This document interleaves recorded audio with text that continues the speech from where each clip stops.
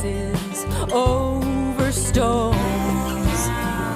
The April morning is clean and new, but a breeze has brought the thought of you. Looking out into a sea of green, thinking on the years and miles that lie between. It seems so long ago,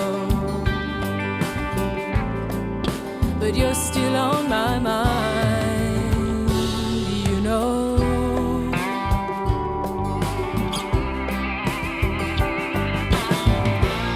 I sat down by the riverside, fearing I could drink it dry and still not be satisfied, satisfied.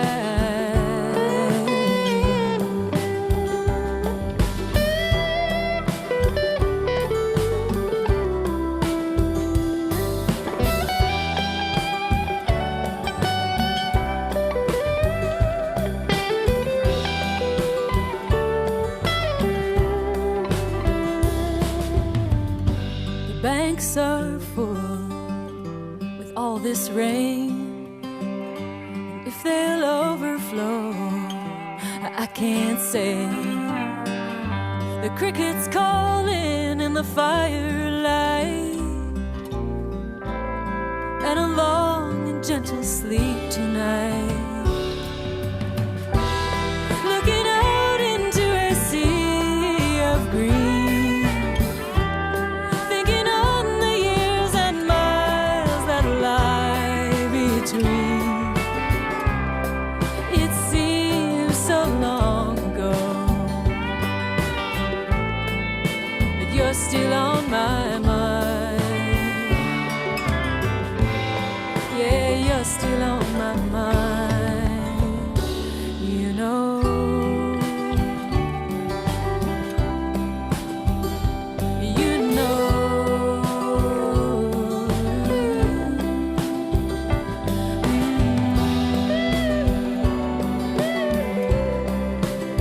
Still on my mind, you know.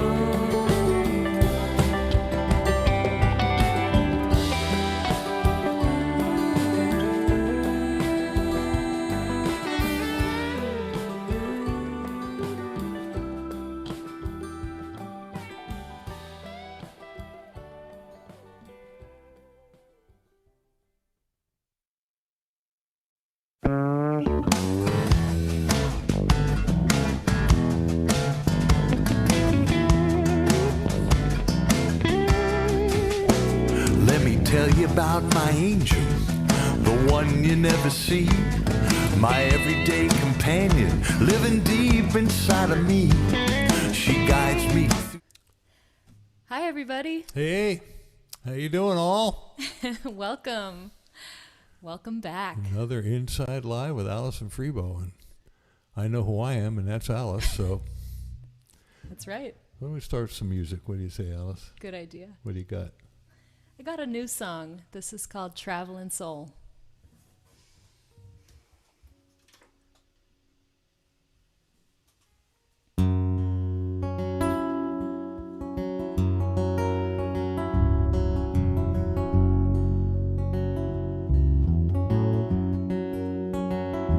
I am a traveling soul with a brand new set of wheels. They ask me how I do it. I said I like the way it feels. This is the life I chose, seeking truth along this road.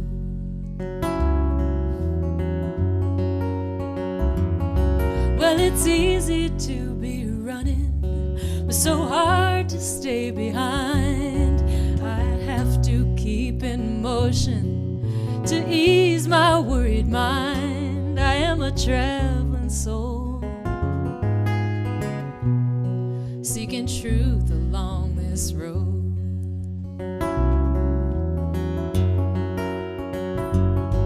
It's the same old too late and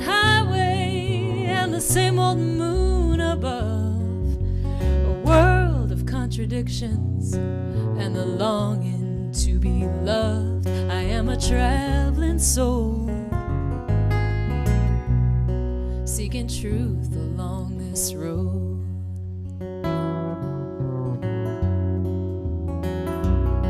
Well, the towns that pass my windows, they all start to look the same. They're overrun by corporate greed, disguised as household names. I am a traveling soul, seeking truth along this road.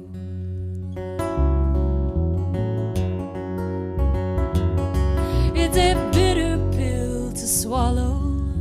The country that you love has a history of violence that is written out in blood. I am a traveling soul, seeking truth along this road.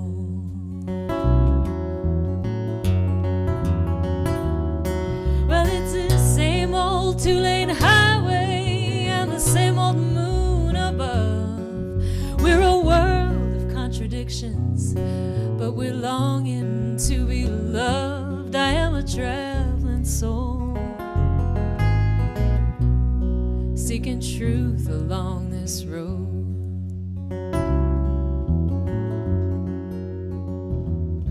I could drive all night on this brand new set of wheels.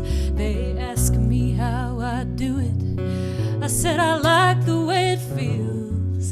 This is the life I chose, seeking truth along this road.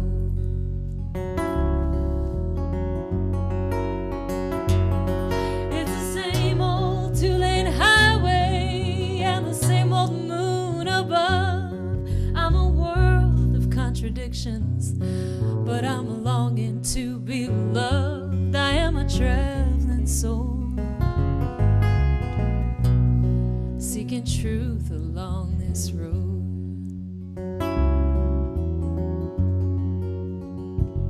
I am a traveling soul, seeking truth along this road.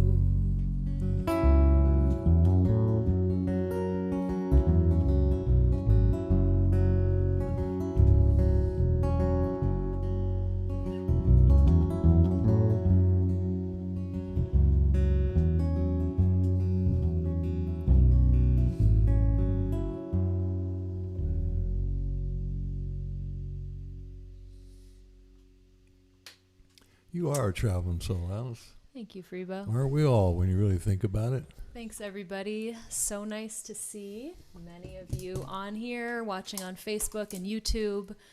Thank you all for being here. And if you're listening to the rebroadcast of our show on WPVM FM in Asheville, North Carolina, thank you for listening.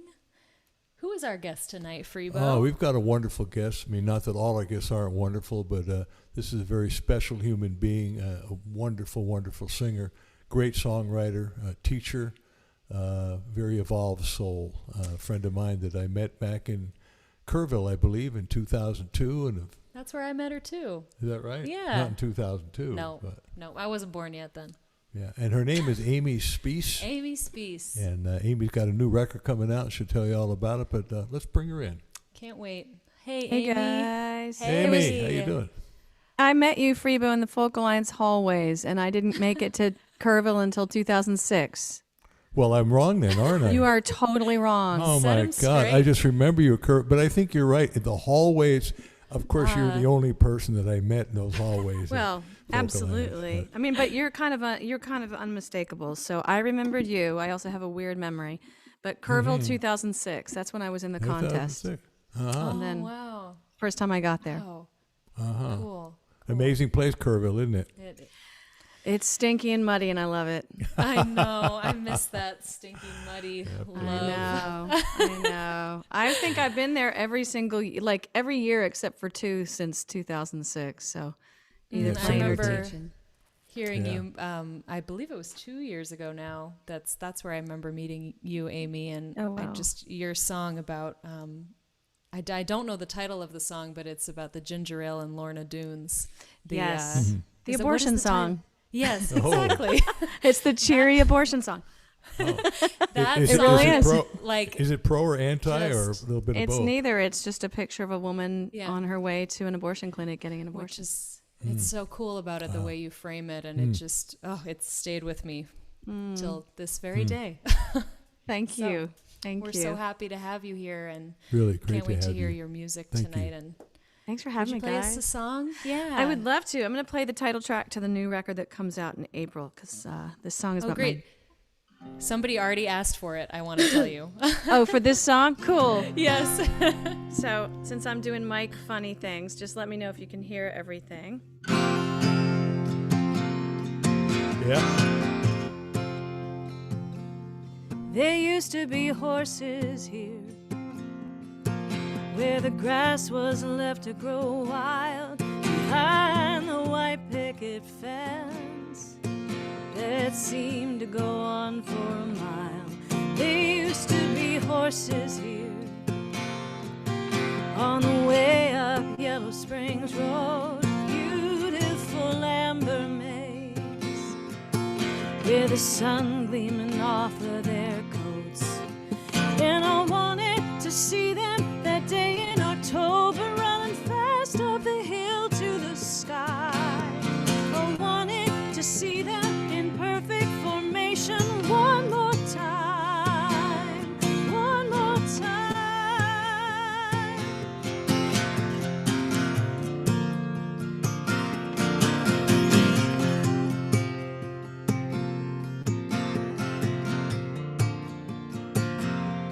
There used to be horses here.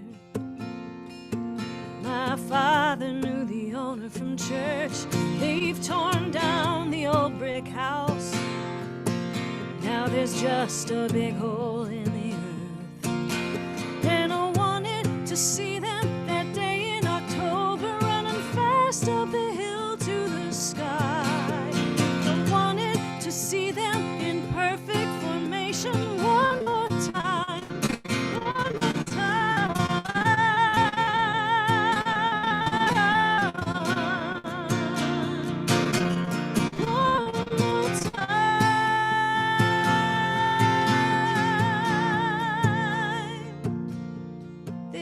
To be horses here, when Dad had his house in the trees, wherever they took them. Well, I hope it's a place they run free.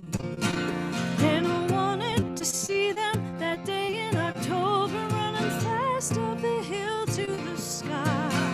I wanted to see them in perfect formation one more time. Oh, I came back to see him so I could remember the faded blue of his eyes. I wanted to see him fly off to forever one more time, one more time,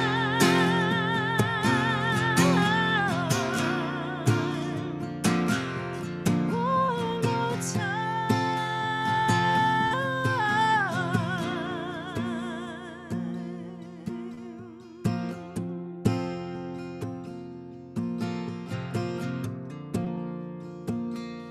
There used to be horses here. One more time. Used to be horses here.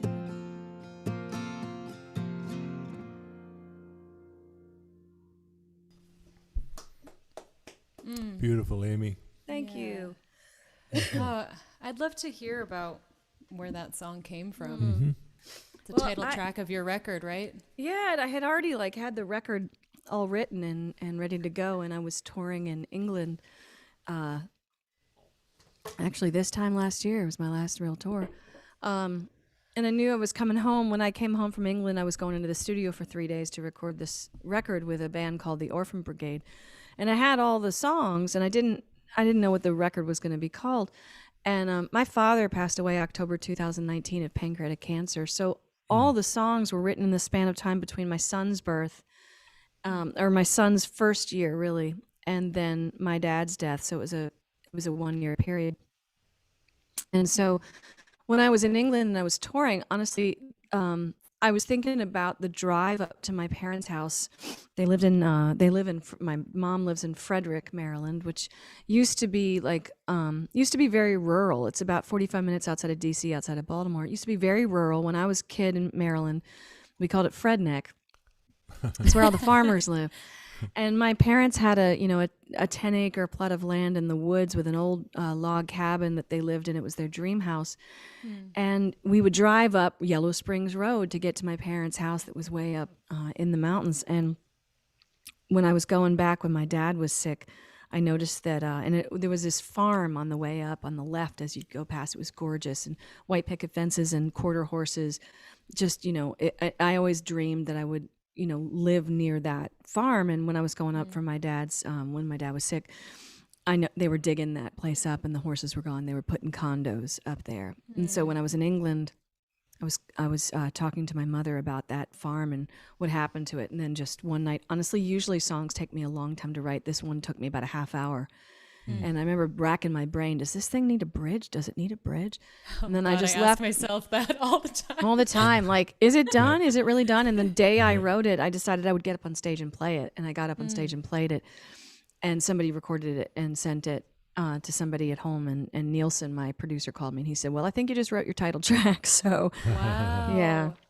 Wow. So it was just that first line is so evocative. It's like, I could see it as the first line of a novel. It's just one of those lines. It opens up the scene. It's interesting too, because there's so many ways of saying a similar thing. We talk about Joni Mitchell put up a parking lot, and Jack Williams high cotton, and just the metaphor that you chose for the very similar thing. But I'm also really thinking with your father, and he used to be here, and that the loss of the person too. And I just the whole song is about my dad. Right. I just use the metaphor of the horses. Yeah. But yeah, it just it was like a gift from the sky. That rarely happens. So yeah. Cool. Really nice. Thank you. Congrats on the record, and I know that folks are already aware of it, many of you that are watching, but you can go to Amy's website to pre-order it, right? Yeah, you can pre-order it now. It's coming out April 30th on Proper Records, but you can pre-order it and get it the week before it releases. Ooh. Yeah, tell us a little bit more about it. I mean, is it one of those song cycle type of records, or just songs in different places? And all of my records have I've put every single record I've ever made is like a short story cycle. That's what I think of them as. I mean, even though nobody cares about records anymore, I believe that they do. I do. Because I do. And I don't listen to singles. I listen to albums, like old school. Yeah. I want to know, and it's really important to me what the first song is and what the middle song is and how the artist chooses to end the record. So I'm really intentional about placement of songs based on the arc of the story. And the arc of the story, in terms of the songwriting, was the song 1 Year, which is me rocking my son on my porch around the time he turned 1, and 2, this song, which is, when my dad had died. And then so what I knew that was going to be the record. I also knew that I wanted to do it with this band, the Orphan Brigade, because I love those guys. I love their sound. They have a very Van Morrison Astral Weeks sound to them. And actually, we decided that we would I'd been producing a lot of records, and so rather than just have Nielsen be at the wheel, since I had such a strong idea for this record, Orphan Brigade and me produced it, and all we had to do was put us in a room with Johnny Duke on guitar and one other guy, our piano player, and we just played it live. And it took us 4 days. I went to California, came back, there was a tornado, and then there was a pandemic, and I was really grateful that. Oh, man. Yeah, I had Thank recorded God it. You did it already. Yeah. Yeah. Wow. Yeah. Yeah. So it's a record about grief, written and recorded in a whole lot of chaos, and it ends up having a lot of hope in it. So it's not a sad record. Oh, that's great. That's wonderful. Cool. Yeah. Wow. And where's the band out of? They out of Nashville or? Yeah, they're 3 guys out of Nashville. And Nielsen Hubbard, my longtime producer, who's a great songwriter, is one of them. Joshua Britt, who was in the band The Farewell Drifters, which is a big bluegrass band, he's the second. And Ben Glover, who actually was originally from Northern Ireland and now lives in Nashville, is the third. And they've put out a bunch of records that are just gorgeous. And I love their sound. And I had this idea that I wanted to do a record that would be like me and the Orphan Brigade completely orchestrated, like a Nelson Riddle record. And then I basically took the record when it was done and I took it to my orchestrator and I said, please Randy Newman this stuff. And he orchestrated it, so it's orchestra underneath this very acoustic driving thing. Yeah, I'm really proud of it. Oh, I can't wait to hear it. Yeah, me too. Cool. Beautiful. Well, Freebo, do you want to play a song for us? I'd love to play a song. And I think it's one I think you could relate to, Amy. Let me take off my headphones here so I can hear what the hell I'm doing.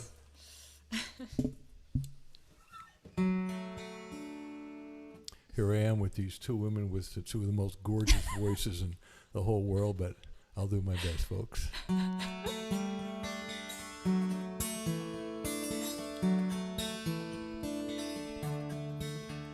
I ain't running no more, I ain't walking out the door. I ain't running no more. I ain't running no more like so many times before. I ain't running no more. I was caught in my confusion and illusion of my own, paralyzed and staring at the floor. Could have used a helping hand, 'cause I couldn't understand what all the fight and suffering was for. I ain't running no more, I ain't walking out the door. I ain't running no more. I ain't running no more like so many times before. I ain't running no more. I was running on empty, I was running against the wind. No confronting, I was running out the door. Felt ashamed and I was blaming, just the victim of my own. Now I'm done and I ain't running no more. I ain't running no more, I ain't walking out the door. I ain't running no more. I ain't running no more like so many times before. I ain't running no more. All those stories of old, they don't need to be told. I'll dry up the tears of my journey, and I'll face all the fears that I've run from for years. But I ain't running no more, I ain't walking out the door. I ain't running no more. I ain't running no more like so many times before. I ain't running no more. I ain't running no more, I ain't walking out the door. I ain't running no more. I ain't running no more like so many times before. I ain't running no more. I ain't running no more. No more. No more. No more. Thank you, Alice. Nice, Freebo. That was beautiful, guys. Oh, thanks. Thank I was you. singing harmonies.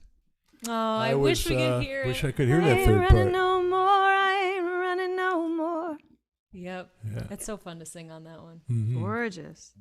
Thank you. Yeah. I have so many different questions I could ask Amy. I feel like in some ways I feel like I have a lot in common with you, Amy. I love like that you went to Amherst and Yeah, I I went had to no idea you went to Smith, so Smith. I know we're like Pioneer Valley girls, you know. Yeah, I'm 5 just- college women. I know. I've spent so much time on that campus and just have so many fond memories of my time in the Valley. And I know we have some listeners who are coming in from Western Mass too. So I miss it. I know it's probably pretty cold right now. Yeah. Do you have snow down where you are? It's snowing right now. I am completely iced in. Wow. We have so much snow. People have been sledding. This is one of those. It happened like the last time this happened was 7 years ago. Wow. So it's been beautiful but treacherous because Nashvillians have no idea how to drive. Exactly. Oh, yeah. It's like you got to watch out for the other drivers. I feel like just as much. I know, and I drive a Prius, but the thing is that I lived in New England, so I can drive the Prius in the snow. Yeah. People are like, "You crazy?" I'm like, "I know how to turn." Yeah, just got to be able to handle that thing. I know, right? Southerners. So Amy, how did you know that you wanted to be a performer and a musician and I know an actor and was that always in you from the beginning? Yeah. What did you listen to growing up? Like, just tell us about your musical influences and kind of how you got started with all of this on this path. Well, I started playing piano when I was 3 by ear, so I was a little bit of one of those kids. And very precocious. I was like writing my own plays and gathering the neighborhood together. And so I just was really artistic, artsy. And that was kind of how I saw the world growing up. But I don't come from artistic people at all. So they kind of didn't know what to do with me. And music, like, because I studied piano for so long, it was classical music. And then I played clarinet and tenor saxophone in the band and the orchestras, and I got really serious with that. And then I kind of started singing on a whim because I was cast in a play. I was really like the class clown, so I was really kind of funny as a kid, and so they put me in a play. They put me in Guys and Dolls as Adelaide, and because I could do a New York accent, and a voice teacher heard me and said, "I see something in there," and started, giving me voice lessons. And then they sent me to an arts program called Governor School for the Arts, and I studied classical voice. And then when I was going to college, it was really confusing for me because I really wanted to be an opera singer, and I got into Juilliard and Eastman and Curtis. But my parents were like, and I was a coloratura, so I was like super into it. But I also did a lot of musical theater. And I sang jazz at this point, and I was learning vocal jazz, and it's just like I loved everything. And so I kind of got chicken because I thought, well, I don't want to go to Eastman or any conservatory and then just get stuck on that one path. And so I was also applying to regular colleges and got into a liberal arts college, and then got really into theater, but not as like an actor, but more as a playwright and a director. Wow. And I sang, there was a cappella groups and there was jazz ensembles, and I did all that, but I didn't think that I was ever going to do that because, my parents were always like, that's not really a job. So I was actually preparing. I know that one. Yeah. Yeah. I was preparing to be a complet PhD major to go back and like teach, or be a journalist or something like that. But it just kept bugging me. And so after college, I decided, well, screw it, I'm going to move to New York. And my professors, who I was doing like an English thesis with, a very literary, lit-crit, highfalutin, thinking that I'm smarter than I actually am, using the word trope way too many times. And my 2 English professors were like, I was like giving them my applications for PhD programs, and they were like, "We're not going to sign this for you." I was like, "What? Whoa. I'm doing really well. What do you mean?" They were like, "No, just go to New York. We don't know what you're supposed to do, but just go to New York." And so I did, and I got into the National Shakespeare Conservatory and studied there, and then started doing theater in New York City. And I was dating a guy in a band, and I borrowed his guitar. And at this point, I was in Bob Dylan, Leonard Cohen, Joni Mitchell, Sean Colvin, that whole stage. That guy lent me his guitar, showed me 3 chords, and then I listened to nothing but Tori Amos for like an entire summer when he broke up with me. And I wrote 10 songs. I just wrote 10 songs. They just fell out of me. And I went over to the Bitter End, and I did an open mic, and Ken Gorka offered me a main stage slot. Literally, it kind of went like that. It was bizarre. And I was like trying to do the theater thing, which was amazing, but was a slog. And it was like I was doing 4 different off Broadway plays. I had 3 temp jobs. I was bartending. I was, doing all sorts of stuff. And then I was playing all the folk cafes in New York City when Judy Collins heard me and signed me to her label. So it was never an intentional path. It was never an intentional path. It was actually a side thing to do while I was just auditioning to be, I wanted to be a Shakespearean actress. Wow. And then it's interesting that of all those, so many things you did, all of which take a lot of chops and a lot of time, a lot of effort, a lot of studying, that of all of them, this is the one that really spoke to you, that you chose. Yeah, the one I had no chops for, because I literally and couldn't. The one that you were, it's like you were seen for that by like certain people that came into your life, and like Judy or the guy at the bitter end, and it's interesting. You were probably like hustling way harder in other areas. I think I had a thick skin because of acting. Years of acting in New York City with all the no's, you just like, doesn't really bother you. So the minute you get into, the music world and you get a bunch of no's, you're like, yeah, I think I can turn that into a yes. And also I knew the minute I knew I wanted to do it, I was not a good songwriter. I was like an okay songwriter with a really good voice and really good stage presence. So I was getting a lot of notice. I even think that my first record has one good song on it with Judy Collins. I think that she signed me based on my voice because I sort of sound a little bit like her. Right. But what happened was Mary Gaucher actually told me when I first met her, she said, you're going to be one of those people that people come up to you and talk about your voice, but you want to be a songwriter. And if after your show they say, what a great voice, you failed as a songwriter. And that's when I really was like John Prine, Guy Clark, Mary Gaucher, Lucinda Williams. And I just went deep dive. I can really relate to that comment, and I feel like because I do usually get the comment about my voice too, but when somebody does say something specifically about my songwriting or my guitar playing, I'm always like, oh, yes, like I got through somehow, so I feel that like it does make you push more to be like, don't only hear this. Yeah. While I'm proud of it, of course, I want that to be. Hey, I can relate to that too. Known as a bass player, and somebody says, "Wow, I love your bass playing." But when somebody comes up and actually says, "Gosh, I love one of your songs or that song, whatever," it gives you the world, and it really makes me think of all these things that you've done, Amy. There's something about getting up there by oneself with a guitar, a song that you've written, singing it, and there's an audience there. And there's something about it that's, in the best sense, is controlling, to where you have control. It's all about you. It's also where you're completely vulnerable.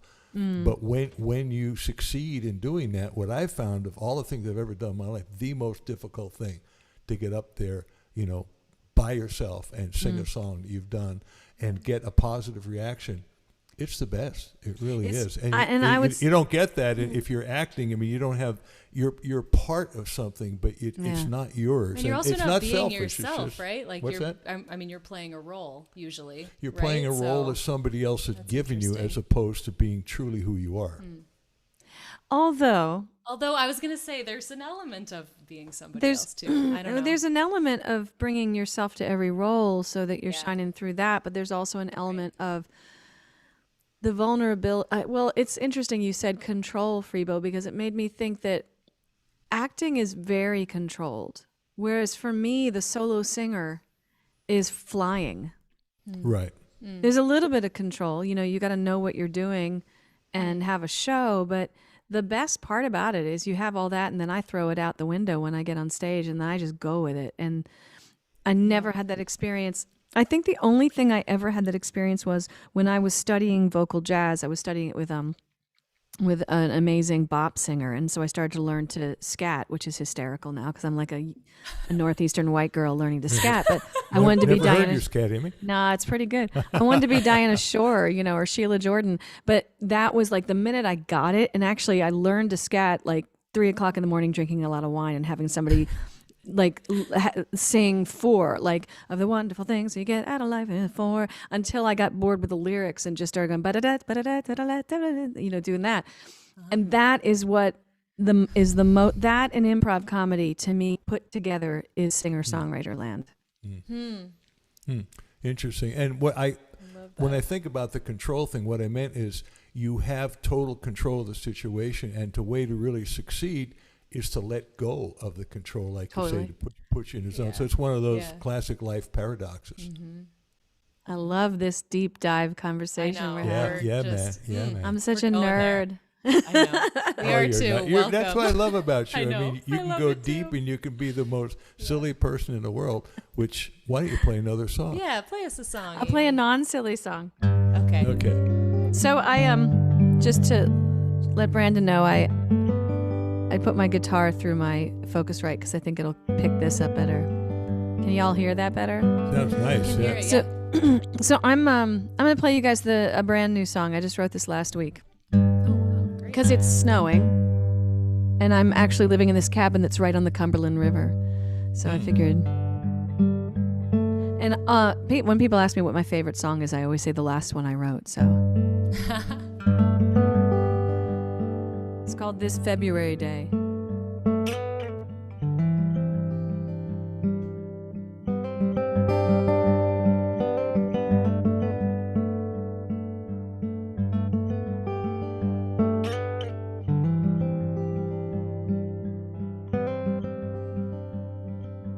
Bridge over the Cumberland is shadowed like a dream, and I see it as the afternoon shines between the beams on this trail where I am following the river this February day. Something about a train that makes me feel I'm not alone. The echo of the whistle, like a song that I have known all my life. I've had the urge to run away to the unknown instead of stay. The shortest month often is the pivot of the year, the door out of the winter and the window to the spring, and I'm hoping for a miracle on this winding way. This February day.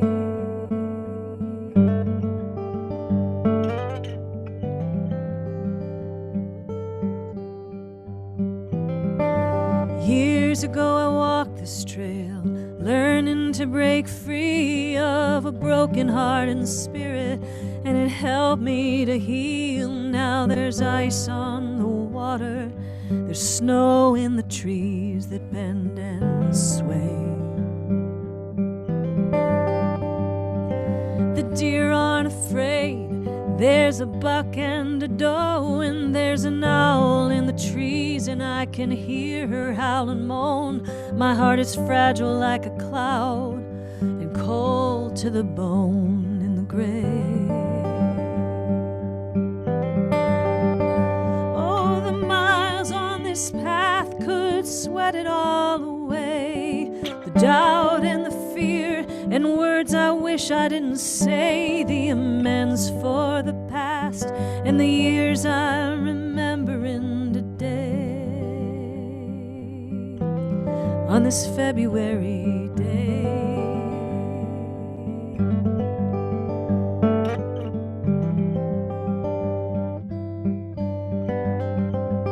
So I walk in silence and let myself cry. I'm looking for an answer in the earth and the sky, and I'm reaching for a God I don't believe in all the time in my prayers.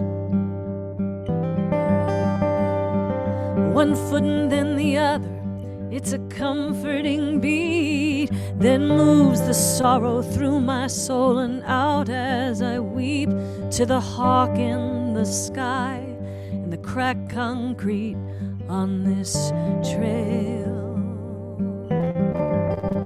Sometimes my prayer is quiet, sometimes I loudly beg to the ice and snow through the chill on my breath, and I write this song to tell you that I love you more than words could say. This February day, this February day.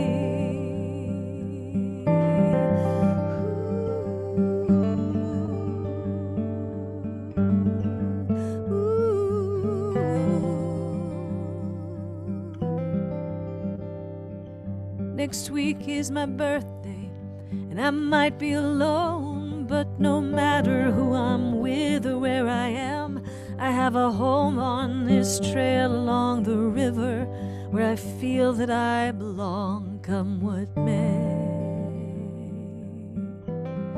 This February day.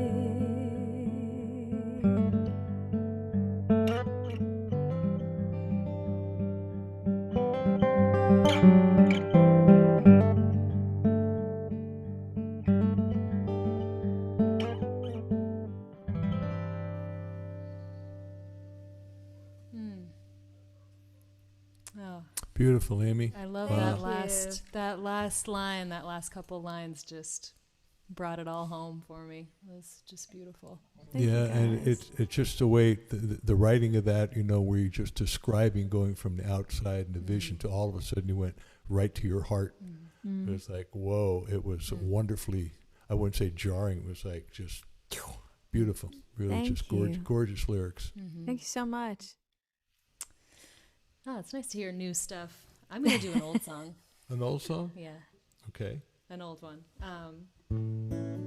I guess I'll play a song that I wrote for my dad. I had written to you, Amy, that I lost my father when I was 18, and so when I was reading what she wrote, what you wrote for your record about just that writing so much about the loss of him and about your son, and I've written so much about my dad, and it's been just like the way that I've gotten through all those feelings and processed my different angles on it, and just how it's changed through the years, and it's something I keep coming back to. So so I thought I'd share this one. Yeah, I'd love to.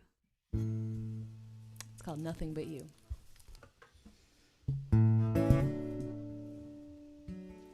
Ooh. Good call.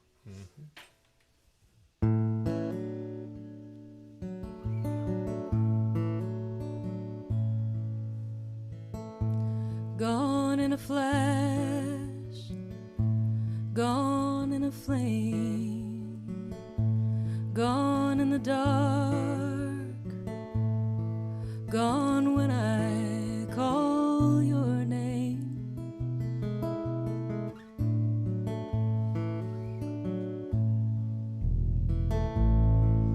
Under a wave, under the ground, under my skin,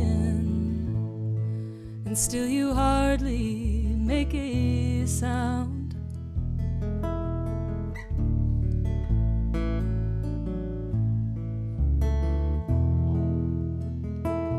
I look back and still I see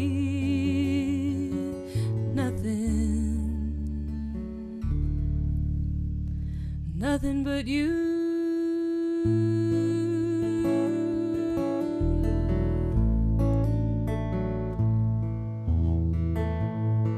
A cabin floor, a piece of gold.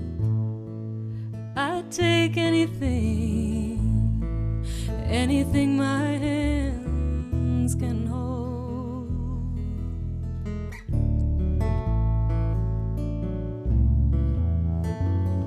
A dream that lingers in the light and leaves you stumbling back toward that gentle night.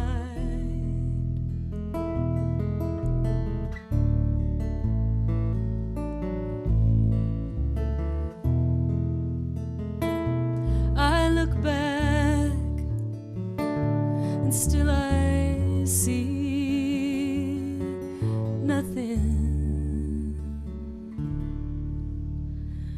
nothing but you.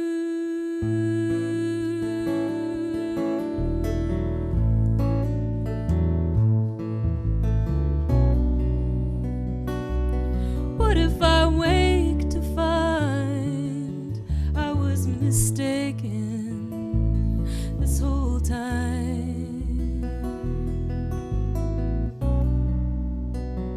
But if I'd never lost you, you may never have been mine.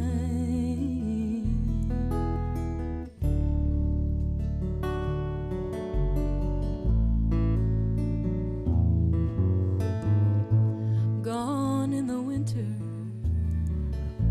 gone in the spring.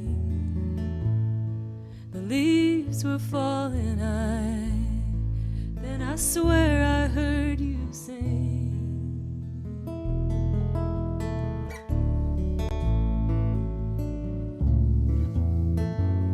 The summer's come, and I look around, and still you're nowhere. No, you're nowhere to be found.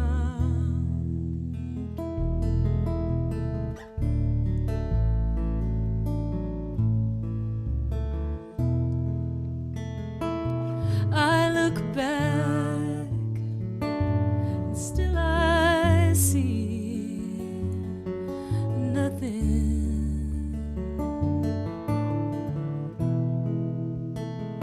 I look within, and still I see nothing.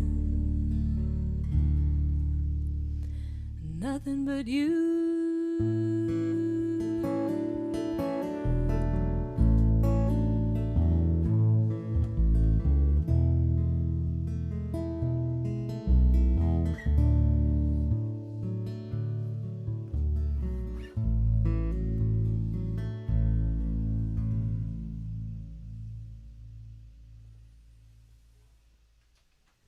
Oh my God, that was beautiful.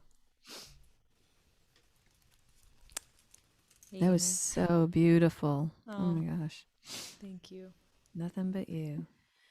Yeah. You know, I wrote that years ago, but it just, I don't know, it's always true. So. Yeah. Mm. Yeah, no, you have to like let some space after a song like that. I know. I actually we were talking about that. I think as I was becoming more comfortable performing, when I was just starting to play out more, I didn't used to do that. I would feel like I had to just like say something right away. And I remember watching an old video of Bonnie Raitt and like how she just left all this space, and it was like, oh, it like gave me a chill. I was like, ooh, you can do that. You don't have to just rush right back into your performance. It's part of the performance. It's part of it, yeah. Yeah. Yeah. When did you lose your dad, Amy? Just like last year, did you say, or 2 years October ago? 2019, October 1st. Yeah. Wow. I found out actually he was healthy as a horse, 82 years old, and he was still beating me at tennis. He's such an athlete. And I was playing at Kerrville. So it might have been when you saw me there.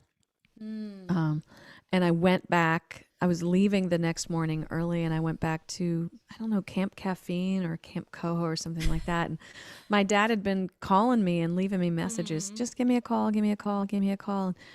And I thought, that's so weird. Maybe I should call him back. So it was like 11 o'clock at night, and I called my dad. And I was with Breadman, actually.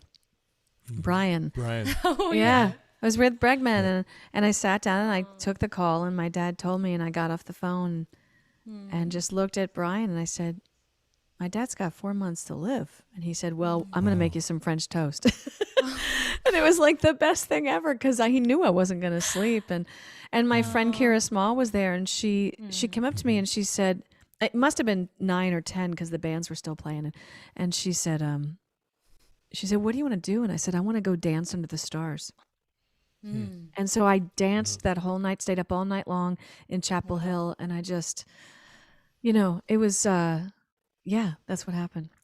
That's so good. Wow. It's so good to have people around you that can just be with you wherever you're at. Like for me, just my friends at Smith were like they saved me. It was like, I could just feel how I felt. And that was kind of my little that place was like my cocoon. It was very, very safe for me there, and I was surrounded by women, and it was just like such a good place to be. If you heard a bounce, that's because the ice is falling. Oh my gosh. Yes. I hope it's warm in that little cabin. It is. It's very warm. Yeah.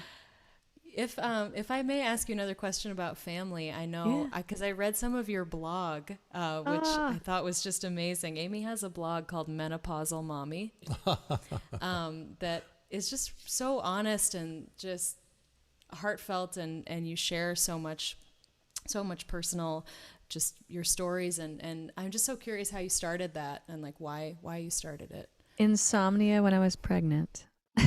That's honestly, I got pregnant when I was 49, and a half. And what had happened was, we had the opportunity to do IVF, and so we did that, and miracle of miracles, I got pregnant. And I went looking online for, they call it geriatric pregnancy, and I wanted to find other women who were my age who had gone through this. And there were tons of blogs of 35-year-olds and, 38-year-olds. Yeah. Nothing my age. And I was actually talking to my friend Tim Easton, who's a songwriter and a poet. And I said, there's nothing out there. He said, well, you're a writer, right? So since I couldn't sleep, I just started writing. And then I wrote through the birth, and then I wrote through his first year. And I keep writing. And it is a book now. Wow. Yeah. Menopausal Mommy. It is actually a book now. Oh, someone just... It'll be published. Oh wow! I think 2022. Yeah. Wow. Oh, that's so cool. I put it together and then added some stuff and decided that decided what the beginning point was, and then the end is my dad's death and COVID. Yeah. So I'm pretty. Is that your first book? Yeah. You are you are firing on all cylinders, aren't you? I'm bored. Yeah. It's COVID. Hey, I got nothing to I do. know. Hey, you're a creative And a kid. soul. Yes, right. How do you find the time? My God. I don't know. It's funny. I think because I'm a fear of death. Honestly, it's fear of death. My dad died, and I was like, I better get busy. I got to write a book. I got to write 4 albums. I got to get this done. You never know. So yeah, you really don't. Mm-hmm. Yeah, I hear that. I mean, I'm a lot older than you, and I feel that same push from behind, as it were, and. How about that book, Freebo? You have a memoir in you. Oh my goodness! Totally does. If I can only remember, that's the problem. You can remember it. You have a spiritual memoir in you. I know you do. I do. Yes, no, I've so already true. written pieces, but I'm really looking forward to it. And mine is very spiritual too, and I think it a lot of the honesty has to do with shared experiences that you and I have too. So I'm pretty open. Yeah. Interesting. Yeah. Yeah. Well, I think that's what it's all about. I mean, especially and like we were talking before about the craft of being a singer-songwriter. It's really about putting it all out there. It's about, who we are and being as vulnerable as possible. And I think for so many years, maybe more so for guys than for women, I don't know, but because we're a little more removed from our feelings. But the older I've gotten, the more I've gotten into this, and the more I feel like I've evolved. It really is about showing who you are, warts and all. And for the longest time, we avoid that because, oh my God, maybe somebody will think I'm not as perfect as I wish they think that I am. And it turns out that I'm not. And it turns out that they actually like that. We're afraid that if we show these imperfections that people won't like it. It turns out it's just the opposite, really. Couldn't agree more. I think what is that? Is it Japanese? The Japanese art of porcelain, that when things crack and they put the gold filigree in between, and it makes it more beautiful because it's broken. Yes. Wow. Interesting. Heard of that. That's so cool. It's called I just want to. What is it called? It's called kintsugi. Kintsugi. That's it. Oh, Brandon. thank you, Brandon. He love just it. comes in with these. A nerd. I know, fellow nerd. They're everywhere. I just want to mention, not to interrupt our deep, beautiful conversation, which is very beautiful. I just want to say that if folks are enjoying the show, which I know so many of you are, and you watch every week, and thank you. This is free to watch, but we really appreciate your donations. Not only are we splitting them between all 3 artists tonight, but we're also donating a portion of all the shows, all the tips from all the shows in February that come in for Inside Live to an organization called the Movement for Black Lives, and we decided to do that for it being Black History Month, and yes. we're going to choose a new charity every month. So if you guys can use Venmo, PayPal, do that. If you prefer to use a credit card, you can go to my website, alicehowe.com/support, and you can enter a credit card. If you want to send a check, we got a P.O. box. We got all the methods. So thank you for your donations. Now, of course, only if you're enjoying the show. I mean, if you're not enjoying the show, it's okay. But we assume you're still here. We do appreciate that. So. And actually, somebody asked earlier, Alice, about my guitar way back. You can't guitar? really see the head. Yeah, I mean, way back in the show. It's you couldn't see the headstock, but it's an old Martin. It's a 64 D28, and I love it. What do you play, Amy? My main guitar these days is a 1956 J45, a Gibson. The one I'm playing now is a Collings C12 so, yeah. or C10. Yeah. Beautiful guitar. Thank you. I love it. I bought it.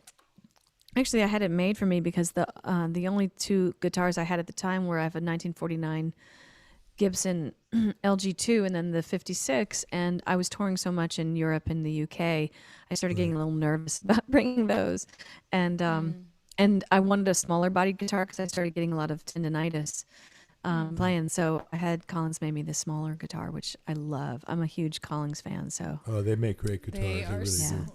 nice. I want one so much. That is like, I used to work at this shop in Seattle that sold Collings, and I would just lust after them. Had a running list of which one I wanted each week. Yeah. Yeah, and I'm not a big new guitar person because I really like that sort of deep vintage sound, but this is it's a road horse too. It just sounds good every time I plug it in, and yeah. Cool.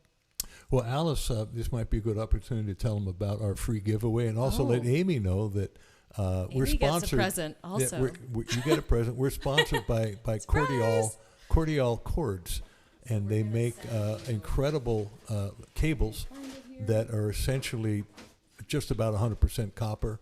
They sound really good. There's essentially no resistance in them, and it's really a lifetime guarantee. So this will be the only cord you will ever need. Should something go south on it, you just send it back, and they'll send you a new one. So they've been sponsoring our show, and Amy, they will send you a Yay! $100 value cable, and we're also giving one away. So everybody, we have a secret number between 1 and 100 that we chose. So if you want to participate in tonight's giveaway, just put a guess in the chat, and Brandon is watching the numbers, so we will announce the winner a little bit later on. But thank you to Cordial, and you can add it to your live streaming setup, Amy.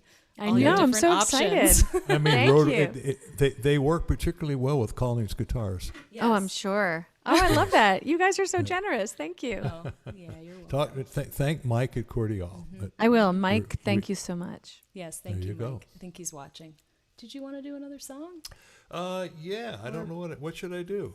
What should you What do? song should I do? I feel like I should do something up. Yeah. It feels like it needs something That's up. what I rely on you for. All right, I'll tell you what. Let's do the old standby. Let's go someplace completely different. Let's do a dog song. Okay. Let's I was have just you going to play some request a Dave. dog song. I was going to say, Really? Freebo, do a dog song. We need a all dog right. song. I'll do my latest, my favorite one. Old reliable. It's actually not my latest. It's my second latest. But let Alice play a little bass because she's learning how to do it on the 5-string fretless, Amy. Wow, that's impressive. And I had no idea that you played saxophone. I didn't know that. Tenor saxophone. Player too. And you I'm still? learning. I can. I don't have one. I have a clarinet, and I'm learning banjo right now, clawhammer banjo. Oh, cool. You have a sax? No, I have a clarinet, not a sax. She's learning banjo, she said. Oh, Alice, didn't you play the bass clarinet at one point? I don't even want to say because I feel like Amy said that she was really good at it. So I don't even want Like 30, 40 years ago.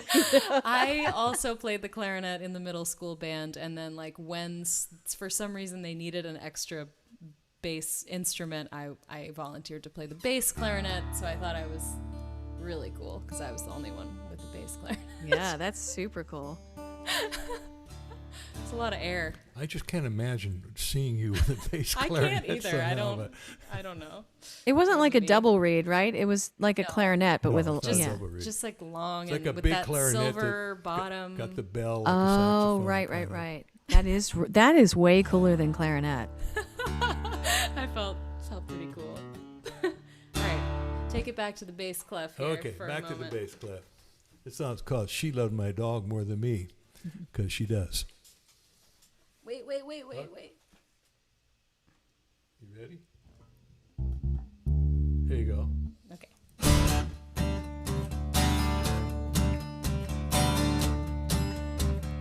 1, 2, 3, 4.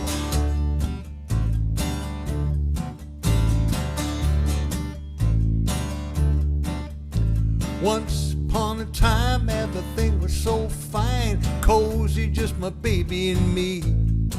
I was so well fed, had my breakfast in bed. I was happy as a man can be. Then my buddy called up, had the cutest little pup. I couldn't help but take him in. Little did I know her affection would go to my new little four-legged friend. Now she loved my dog more than me. She loved my dog more than me. I love my dog. She loved my dog, but she loved my dog more than me. Ba ba ba ba ba ba ba ba ba ba ba ba ba ba ba ba ba. We were lying by the fire, burning with desire, when suddenly, to my chagrin, as the fire got to stoking, came a cold nose a poking somewhere it should not have been. I thought she'd shoo him away, but she told him to stay. It kinda took me out of the zone. Now a man's best friend gets a girl in the end, and I'm left holding the bone. It's true. Now she loved my dog more than me. She loved my dog more than me. I love my dog. She loved my dog, but she loved my dog more than me. Ba ba ba ba ba ba ba ba ba ba ba ba ba ba ba ba ba. So I'm sitting here fuming while he's getting all the grooming. That ain't how it's supposed to be. Well, you know I don't hate him, but I got an ultimatum. Baby, it's the dog of me. Well, I got a reply. She led me outside and she handed me my people chow. Now I'm howling at the moon while he's up in my room, and I'm in the doghouse now. Everybody sing. She loved my dog more than me. She loved my dog more than me. I love my dog. She loved my dog, but she loved my dog more than me. Ba ba ba ba ba ba ba ba ba ba ba ba ba ba ba ba ba. There's a moral to the story. When you fall from the glory, you gotta do it gracefully. So I'm back in the bed with the dog at the head. We're a nuclear family, and I accept my fate. You know this little debate, because it ain't no democracy. From the moment it came, it's been a doggone shame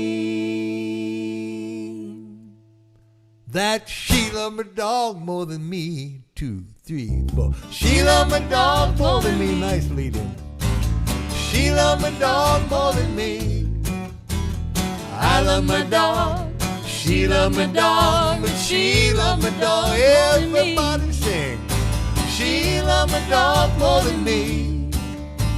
She loved my dog more than me. I love my dog. She loved my dog, but she loved my dog more than me. Yes, I love my dog. She loved my dog, but she loved my dog more than me. Ba ba ba ba ba ba ba ba ba ba ba ba ba ba ba ba.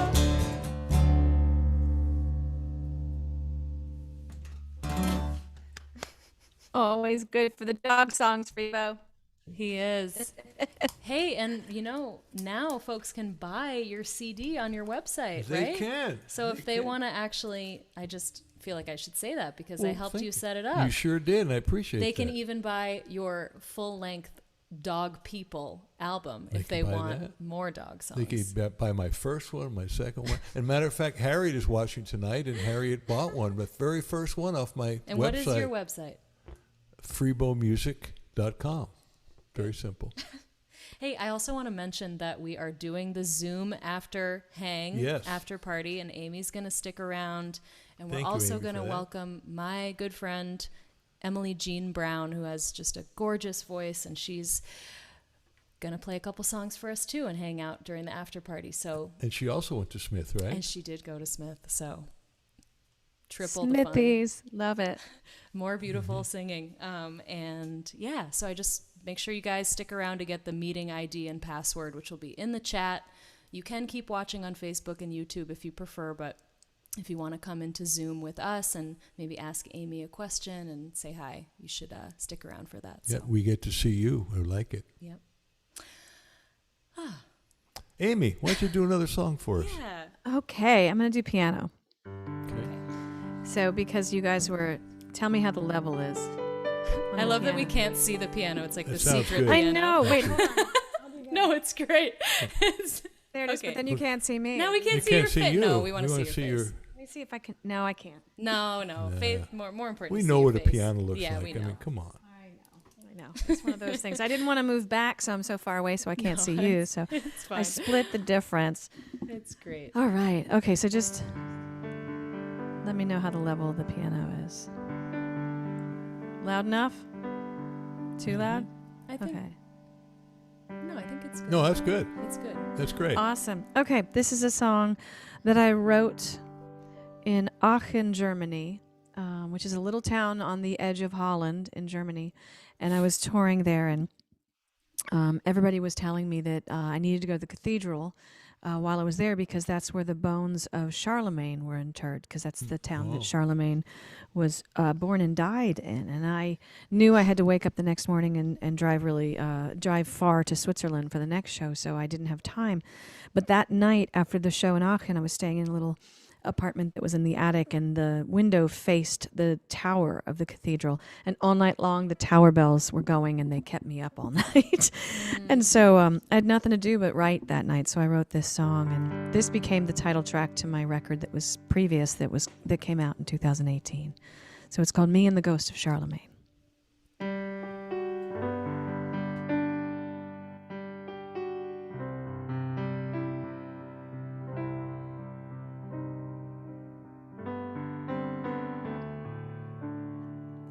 On the western edge of Germany, where the emperor lived and died, the tower bells cut through the quiet of the early evening sky. They say his body's buried here, and I could see the bones, but I've had enough of castles. They're just cold and made of stone, and I'm out here on my own, trying to keep this thing on track. Every day I quit this job, by night I take it back. And I've got a few more minutes in this tiny room off stage before it's me and the ghost of Charlemagne.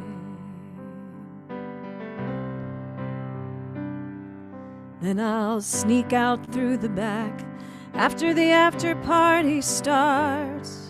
I'll be too tired after 2 sets to be safe near any bar. All these surface conversations in a language not my own remind me how far away I am from any home. Although tonight out there I felt close to the flame, by morning I'll be hauling luggage through the rain. Though it's rental cars and chain motels, cafes with clever names, some nights it's me and the ghost of Charlemagne.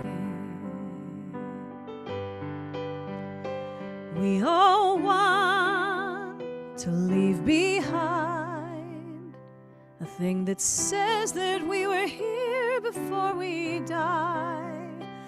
Something more than just a castle in the air. So we dare.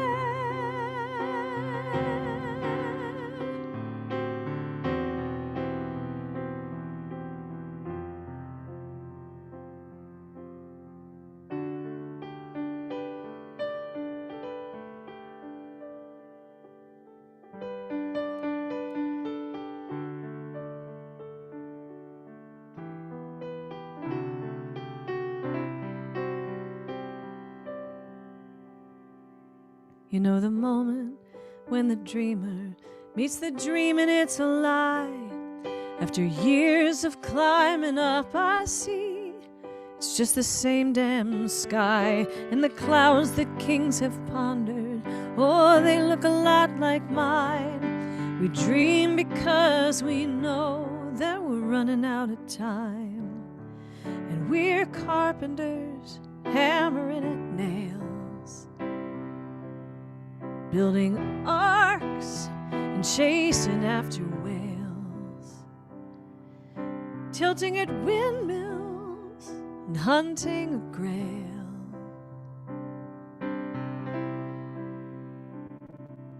It's these little rhymes and relics, and may they live beyond my name, 'cause in the end they're all that will remain of me and the ghost of Charlemagne.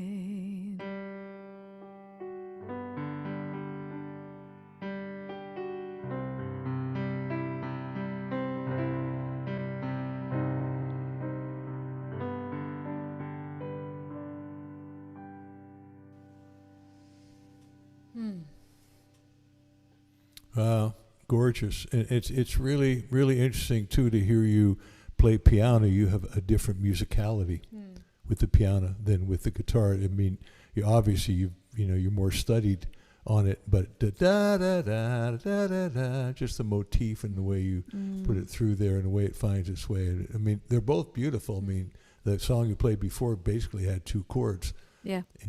And it was just as effective as this, but two completely different feels. I was really inspired by Sondheim. And, I'm very inspired. In my musical theater days, I was very inspired by Lerner and Loewe and Sondheim. And I was always a little afraid of that as a folk singer. But once I hadn't started writing on piano until about, 6-7 years ago. And I had to unlearn and then learn to play by ear. And I really went back to those chords. And Randy Newman's a huge influence on me. Oh, of course. Absolutely. Yeah. Lucinda. Yeah, Lucinda.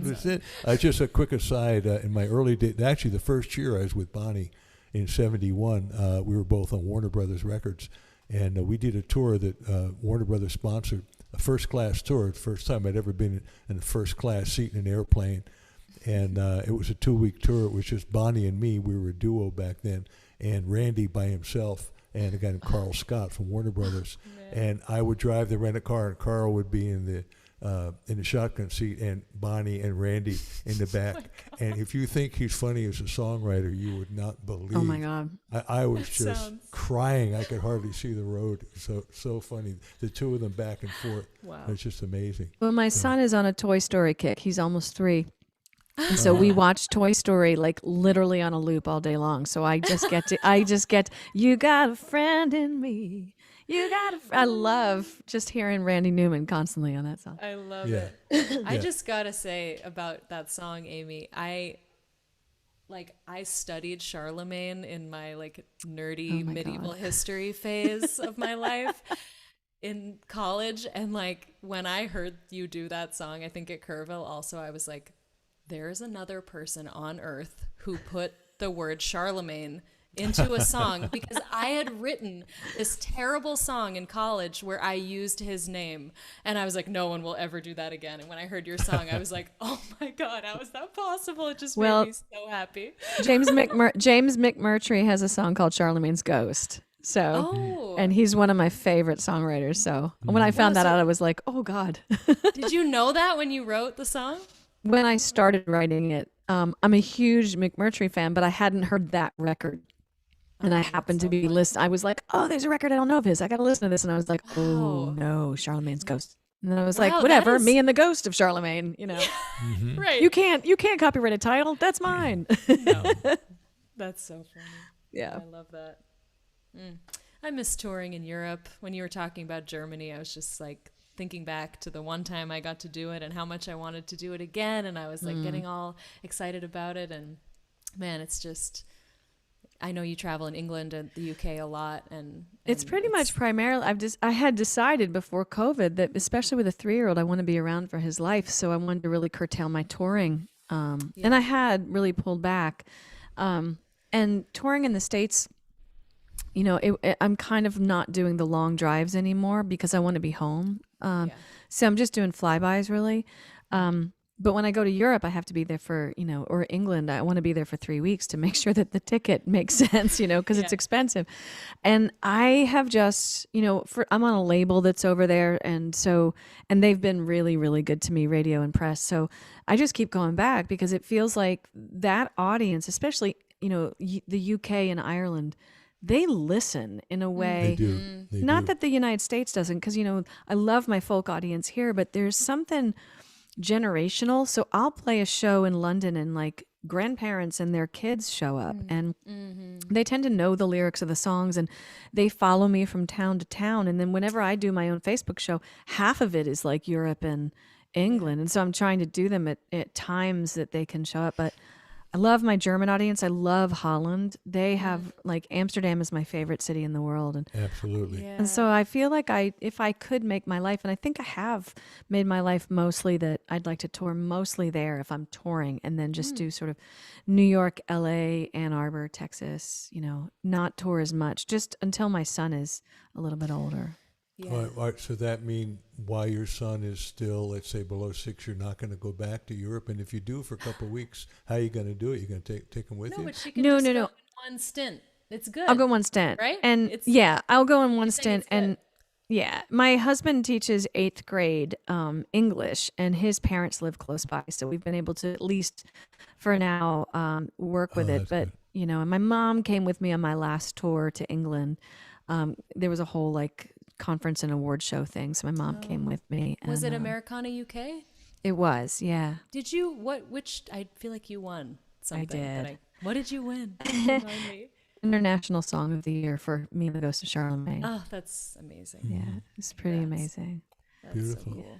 Yeah. Amy, I have a question for you. You don't have to answer it, but I know back in the days in Kerrville, I remember, you know, like a lot of partying and all sorts of stuff going on. I remember, you know, being parts of that and watching you, and I know that you've kind of stopped your partying in the last several years, and you know, and you've cleaned up your act as I have, and I was wondering how that's affected your creativity and your work in general. You know, Oh my God, I love talking about that. I mean, I'm so on fire for like honestly for church basements, and I'm sober 8 years, and my life radically changed. My whole outlook on everything changed. My relationship to performance changed because I realized it, just like the whole sort of self-centered thing changed. My creativity, I was terrified, honestly, when I put the wine down that I wouldn't have the muse. Not that I ever really drank on stage or anything. And really, my kind of drinking, most of my friends when I got sober were like, but you're not an alcoholic. I was like, yeah, well, they don't have to look like the bum under the tracks. Like, I was a private drinker. And I was a sad drinker, too. Like, I had just a series of things happen in my life that I couldn't handle, and I wanted to feel differently. So I drank and smoked and took a few pills, and then I realized my life was unmanageable before I realized I had a problem with alcohol. But then it was suggested to me, and I walked into some church basements and listened to a lot of people who I trusted, and you know, months went by and then years went by, and my muse got stronger because I think I stopped listening with that grasping heart of I don't know, like I was such a, I'm very ambitious, but I think my ambition is different now. My ambition back then was how do I become the next Sean Colvin? How do I get on tour with Patty Griffin? How do I get somebody to hear me? How do I get on this label or that label? And now it's like, I don't really care what happens to me in the music business. I mean, honestly, like every song that I write, like that's like my favorite thing that's happened. And if I can play for people, I'm super happy. If I can make a living at it, I feel eternally blessed and grateful. And I don't think I'd be as present for the journey had I not. I mean, I'm an alcoholic. I'm not just like a drinker that put it down, you know. And so I had to reckon with that, and it was definitely a get on my knees, hand to God. I can't do this on my own. And I've met so many fellow travelers, and I'm a huge proponent of the 12 steps. Done a bunch of them. I'm doing like the 64 steps these days. But they've saved my life, you know, and I've gotten to meet some incredible people in the arts and outside of the arts, and they are my closest friends. And so I love talking about it. No, I thank that. I mean, I walked into those basements. I actually backed into those basements about 29 years ago, and my life is really much better. And I too was afraid that muse creativity that I wouldn't have it. I wasn't sure it was going to happen. But I agree with you. I'm much more present now. Yeah. And I can have. I think I actually have more fun. Right. You know, that I actually have more fun. I'm there for it. Everything you wouldn't think so, but I found that everything is better. You know, which was a huge surprise. Well, and the thing too is like the front. I have a friend who's in the music business who said to me when I was, because one of the things that does still pop up once in a while is like music conferences, like South by Southwest or schmoozy parties in Nashville, especially because there's a lot of them. And you know, you show up and it's just nothing but drinking. And nothing but talking about drinking. And I'm the kind of person who I can't stay that long at the party anymore because everybody gets a little loopy and then the conversation bores me. So, I mean, the benefit is I get more sleep than most people. But, you know, I go to like the Americana conference and there's a lot of drinking.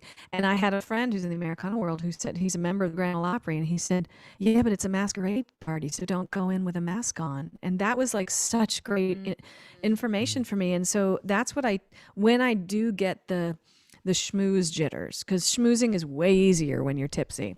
Oh yeah, right. I just think about going in without a mask, without makeup, you know, like not literally, but like figuratively, and that the people who I need to attract will come, and the other people will fall away, and that's okay. They'll go to somebody else. So, and you know, and what you say, and Alice and I talk about this all the time, that when you let go, it's another one of those classic paradoxes. When you let go of success, of trying to it's like there's no there, you know. Right. I love that expression. But if you stay in the process and just say, okay, I'm going to write the best songs I can and sing and be present, it's interesting how things happen. You're finding that, right? Yeah. No, and I can also not that I am sober, but I mean, I am right now, but I feel like there have been times where I've gone into a party and I've just chosen to not drink, and because there is that such, just in the music world, like everyone's got a drink in hand and it's like you're the odd man out if you aren't. And I have definitely had that experience of just like, wow, I'm so clear and I don't feel like I'm less interesting or funny or myself. I actually feel more myself. Like I'm funnier. I'm more engaging. And so all those things that you think that alcohol is going to be able to give you. And I don't know. I sort of toy with it in my own way. I don't know. It's interesting to me. Well, and there are people, like, I don't want to denigrate drinking alcohol because there are people who can do it. You know, I just can't, because one glass is way not enough. And so for me, it's like, I'm not going to fool myself that I can have a glass of wine at a conference. I'm like with the bottle, and then I'm in the back with some vodka, and then I'm smoking whatever anybody's got. And that's, you know. But, you know, it's funny you talk about letting go, Freebo, because I knew I was about to kind of go through the IVF process. And it's not drinking that I thought was going to kill my career, baby.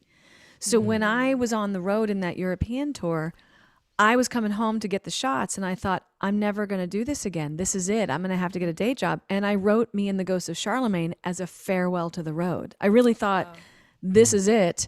Might as well just throw this song into the air. And so it was this weird thing to get, like, I'd never been singled out and gotten an award, to get an award based on the song that I quit the business with. That is so cool. Wow. You know, there I didn't go. quit. I decided to stick around, but I feel Yeah, you like got to let go to connect. it's usually. but my when son, yeah, go ahead. Sorry. No. I was just going to say, my son is, like, to me, the bright and shining example of being sober. Like, really, there's no way that I would have had that had I not. I mean, I met my husband in a church basement. So, like, we both kind of walk the path together. And so, for me, it's just the benefits are like, I had no idea. That's great. And for our listening, watching audience out there, we're not trying to promote anything. Just, I think just in the interest of, it's not even full disclosure. It's just about being honest. And I know that, and you, to me, you're so much more engaging now, and I guess that's judgmental, but it's like. I love hearing about it. I think of, like, you guys, you're, like, enlightened in some way. Like, it's so interesting to me. I'm like, you've, like, crossed over, like, some barrier that, like, I can just kind of imagine what it's like. But I'm very curious about it in a way, because when I hear sober people talk about being sober, you guys have this, like, aura. I don't know. There's something. I think it's also, I mean, I'm going to just, like, I think turning 50, all F's out the door. Like, literally, right. The minute I turned 50, I was like, oh, it doesn't matter.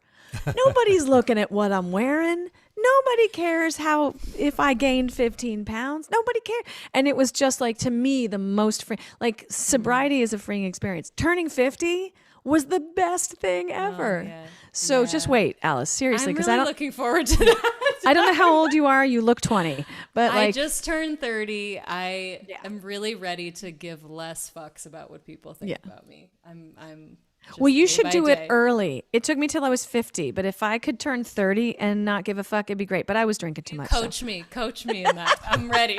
Yeah. Hey, wait, I remember turning 50 as well a long time ago, and it was interesting. I went first. It was like, every one of these decades that you turn, it's like scary. So it happens a year before. It happens at 29, 39, 49, 59. But I remember after I did, and I've gotten through it, I went, wow, I've been on this planet for half a century. Yeah. And I've picked up a few things along the way. You know what? And I don't have to apologize to anybody for anything. It's that whole thing, like you say. And I think that's when I really first started owning myself, who I am.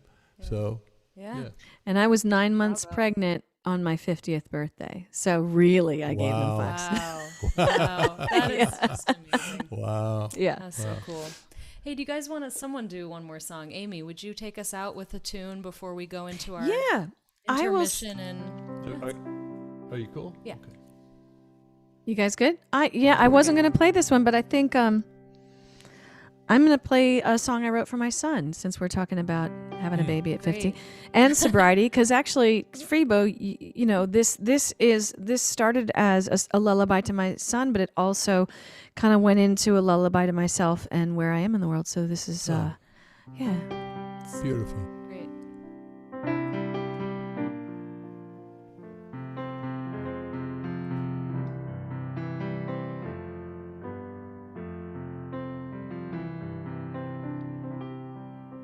Every day I make my bed. Every day I make my bed. Every day I make my bed. So I can keep both feet on the ground. Every day I say that prayer. Every day I say that prayer. Every day. Wait, hold on. The microphone is so big I can't see the piano, so let me just go. Every day say that prayer so I can keep both feet on the ground. Once I flew above the stars, calling out your name, so that you know how to find me when you came.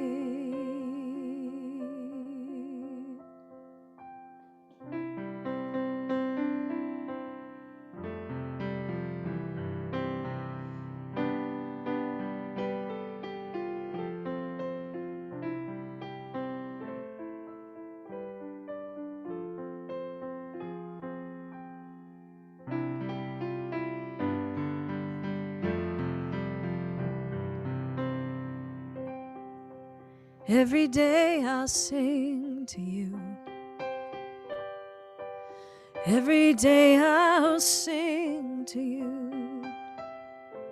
Every day I'll sing to you. So I can keep both feet. So I can keep both feet. So I can keep both feet on the ground.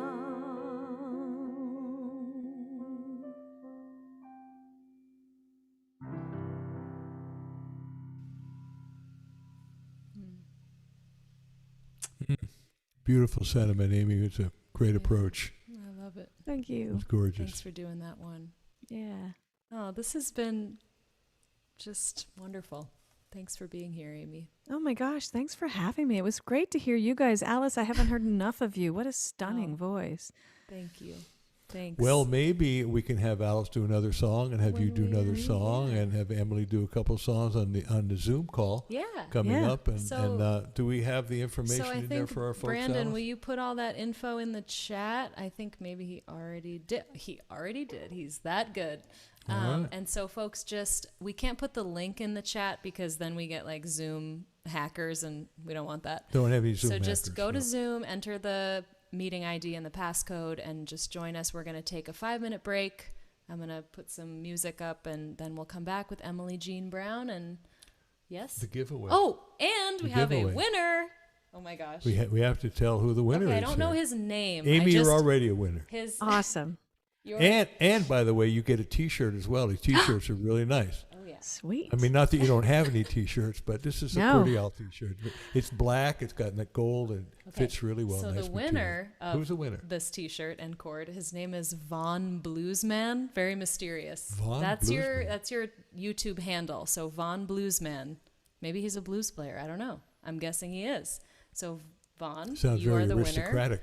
winner. If you could just go, here's what you got to do, Vaughn. I hope you're still watching. I'll find you if you're not. But go to alicehowe.com, click on the little contact form, and just send me a message and say, hey, I won the cable giveaway. So thanks to our friends at Cordial. What number was that? By it was, he guessed 99, and the number was 88. That was the closest one. He'd go high. Mm-hmm. Yep, you got to go high when they go low. That's right. They go low, you go high. It worked. All right, Amy. Thank you, Amy Speace. This has been Thank you, a pleasure.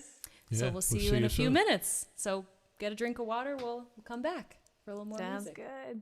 All right.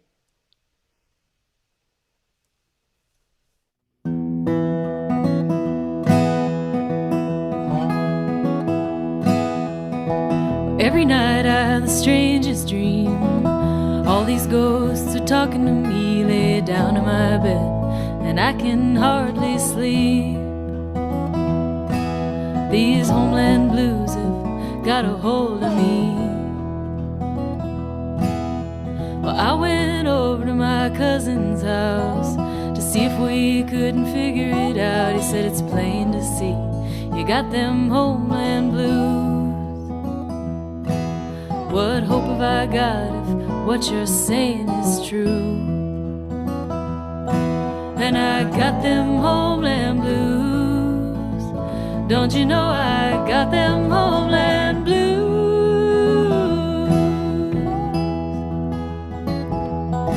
Said I got them homeland blues.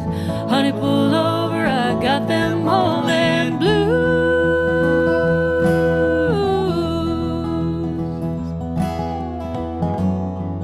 sooner I book my ticket, the sooner I'll come running back to you.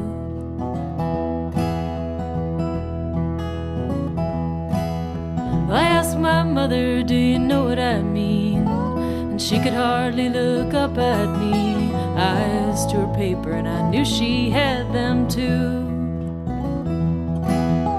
Eyes on her coffee and I knew she had them too. Have you ever missed something that you never even had? You're down so low and you feel so bad. That's when you know you got them homeland blues. That's when you know that you got them homeland blues. And I got them homeland blues. Try to tell you I got them homeland blues.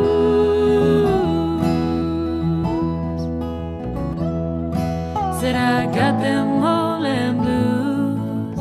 Honey, pull over, I got them homeland blues.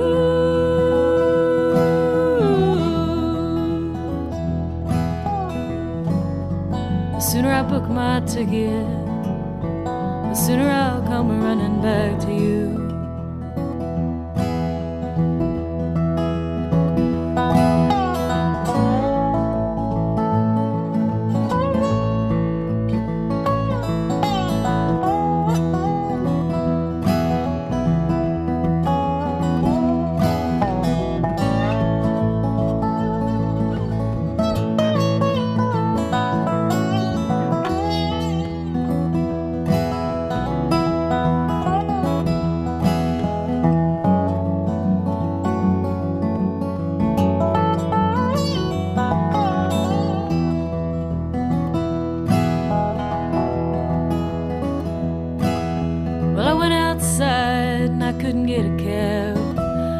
Distracted from the night we had, sat down on the curb, nursing my homeland blues. Down on the curb and I'm nursing my homeland blues. My American soul gets lonely sometimes. I take a walk and it clears my mind, and I'll hold you tight to shake my homeland blues. Hold on tight just to shake my homeland blues. Then I got them homeland blues. Don't you know I got them homeland blues?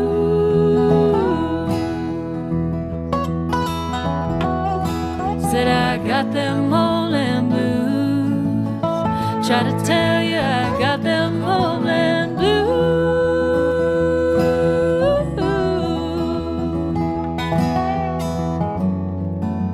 Is where I left it, the sooner I'll come running back to you.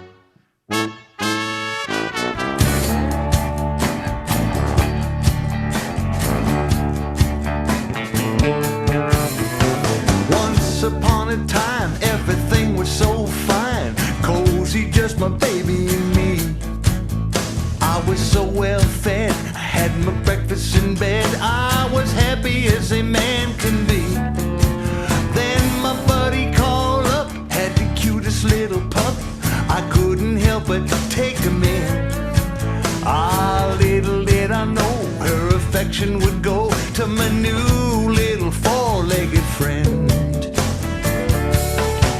Now she loves my dog more than me. She loves my dog more than me. I love my dog and she loves my dog. She loves my dog more than me.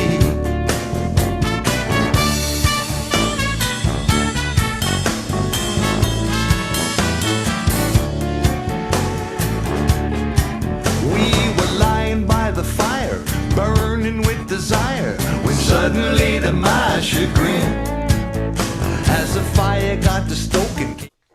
Hey everybody, welcome back. Let's see. Here we are. Here we are. Let me put it on Give the gala review. Thanks for coming to the after party, y'all. I see some very familiar faces. So that's Christy, Brandon, huh? are they? There she is. Brandon, are they muted or what are we doing? I can't remember. What's the plan? So everybody's muted right now, minus the performing artists. But I'll unmute if you guys do a Q&A. I'll unmute whoever you ask. And will you unmute them to let them clap too a Yes. little bit if they want? Yep. Okay, great. Hi, Yossi. Are we unmuted? You are. Hi, Emily. Oh, hi. Hello. Hi, Sorry, I Amy. thought we were muted. We were probably mumbling weirdly. No, I No, just no. unmuted you just a second ago. Oh, wonderful. So, Emily Jeanne Brown, welcome to the party. Say hi to Amy. I know you guys got to meet during sound check, but Hi, Amy. Great job. That was beautiful. Thank you. We were in and out during the set, kind of getting everything ready here, but it's so fun to be part of this, and I love how there's a community space involved. So, thanks for including us. Oh, it's our pleasure. I was just my friend Emily, for those of you who have not heard her sing before, she has recently started putting out music for the first time releasing under your own name, right? Is that true? Yeah, So the first time like on the streaming platforms and all the official nonsense. So I'm just really excited for you. And Emily and I have been singing together, in fact, with our friend Christy, who's on the call Yes. right now. We sang in the Smithereens. You at guys. Smith, so Sabrina. I was an OG Sabrina You at were? Amherst. Oh my God, I I was was going to the- ask if you did a cappella, Amy. I totally did. I did all of the acapella. I came over to the Smith acapella-thon or whatever the hell that was. Oh my God. And I used to arrange all this. I used to arrange all the songs and like, I Yeah. bet. I never had that role. I just Me neither. I was too lazy. I know. We were both too lazy. I just sang what they taught me. I was a control freak. I always wished I had those skills, Amy. I never developed them. But you two are also both actors, and I just love how much, we all have in common. So I'm sure we'll get into that. But Emily, would you start us out with a couple songs? Yes, we would love to.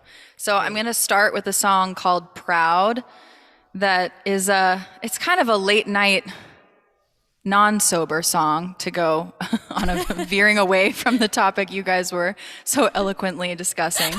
But it's a song about sort of confronting the part of yourself that you know it's time to grow out of, but not really being quite ready to grow out of it yet.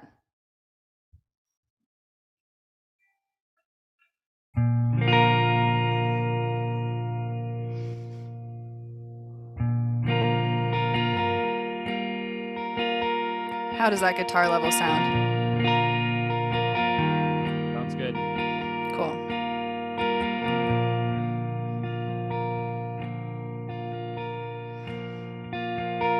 End of the night, riled up, turned on some song in my head, liquor on my breath.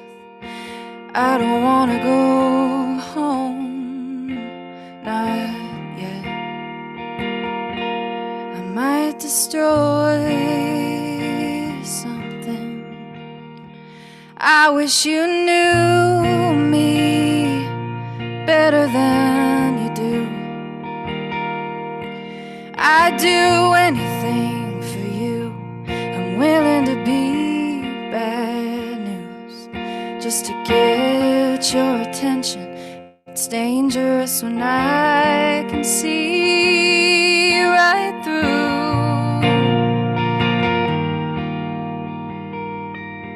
Not proud, not proud, too proud to break out from it. Not proud, not proud, too proud to rise above it. Not proud, not proud to admit I kinda love it. Getting in trouble so I don't have to figure it out.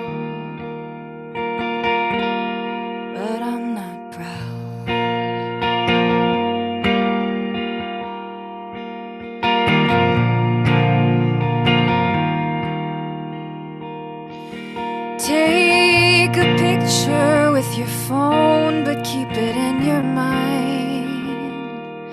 'Cause this shit don't last forever, and it's hard to find. Well, they say hindsight's 20/20, babe, but I swear I'm going blind.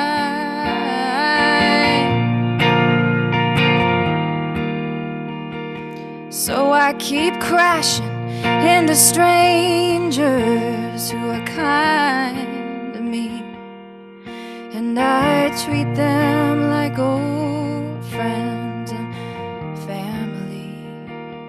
But it's getting pretty lonely out here on Easy Street. Looks like time and all my pride might get the best of me. Not proud, I'm too proud to break out from it. Not proud, too proud to rise above it. Not proud, I'm not proud to admit I kinda love it. Getting in trouble so I don't have to figure it out. But I'm not proud. No, I'm not proud.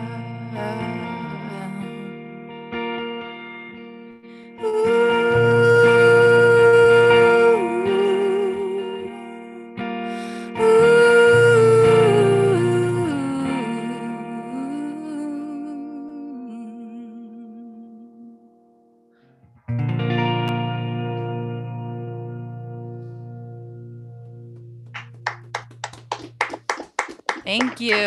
Nice, Wow, Emily. it's so nice to be able to play like live stream style with humans looking at you and clapping after you're done. Because usually there's that weird silence and you're like, okay. Exactly. Yeah. Yeah. I'm so glad you could be here. It's great to hear your original stuff. Very Haven't nice, heard that Emily. one. Yeah, beautiful. Thank you.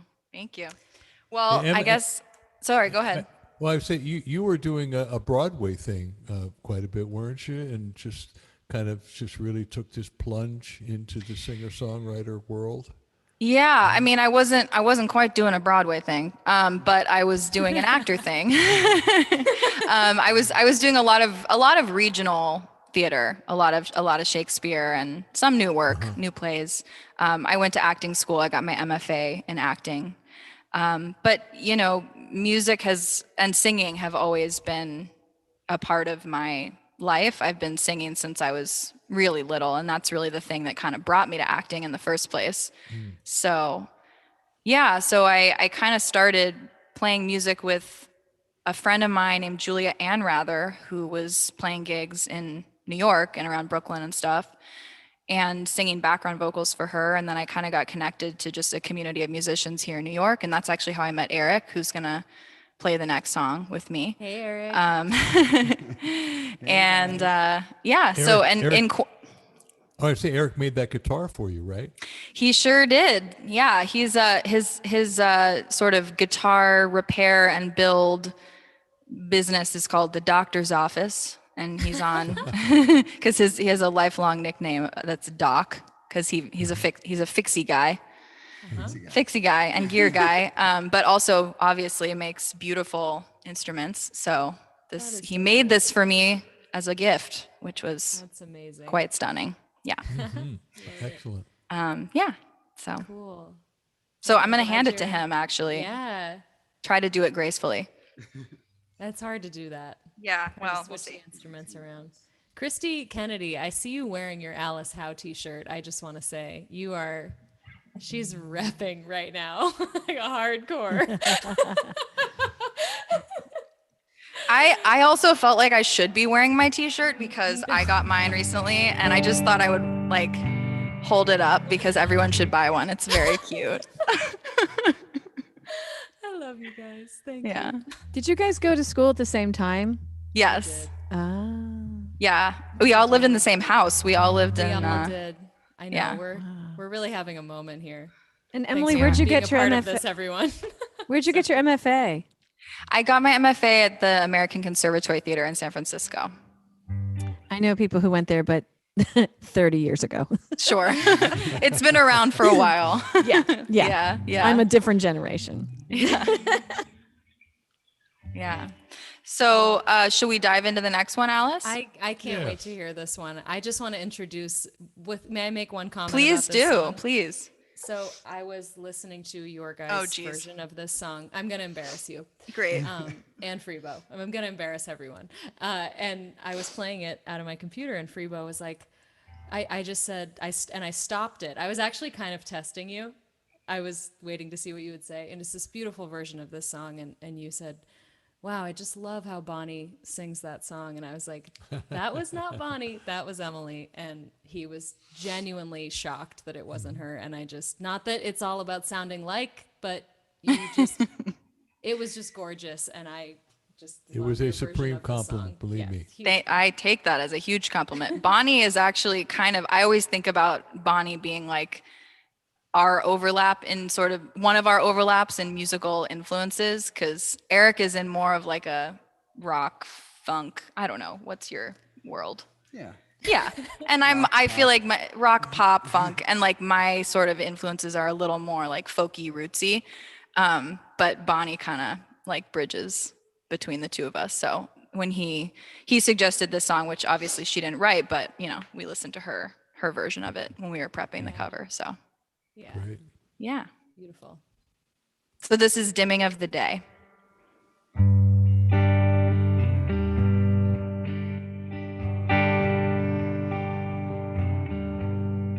This old house is falling down around my ears.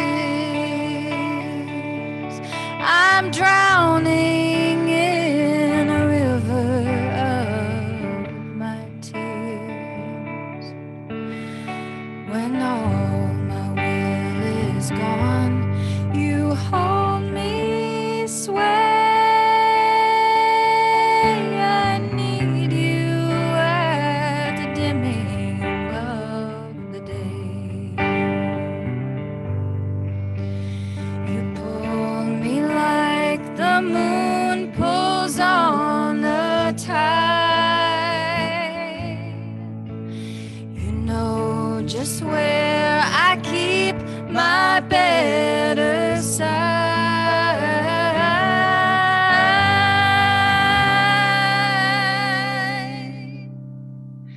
What days have come to keep us far apart? A broken promise or a broken heart. Now all the bonny birds have wheeled away. I need you at the dimming of the day. Come the night, you're only what I want. Come the night, you could be my confidant.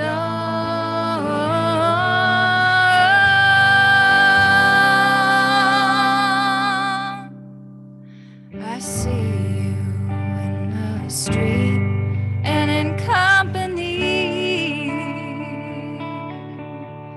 Why don't you come and ease your mind with me? I'm living for the night we steal away. I need you at the dimming of the day. I need you at the dimming of the day.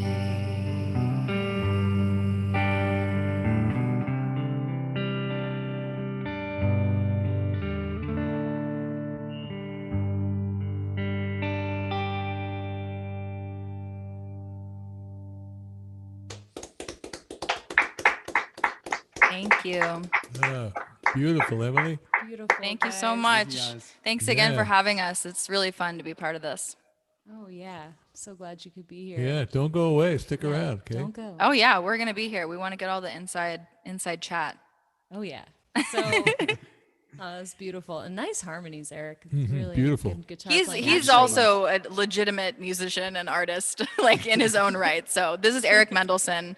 He's amazing. His band is called Pink Flamingo Rhythm Review, and it's very fun if you're looking for good party music. So just check it out too.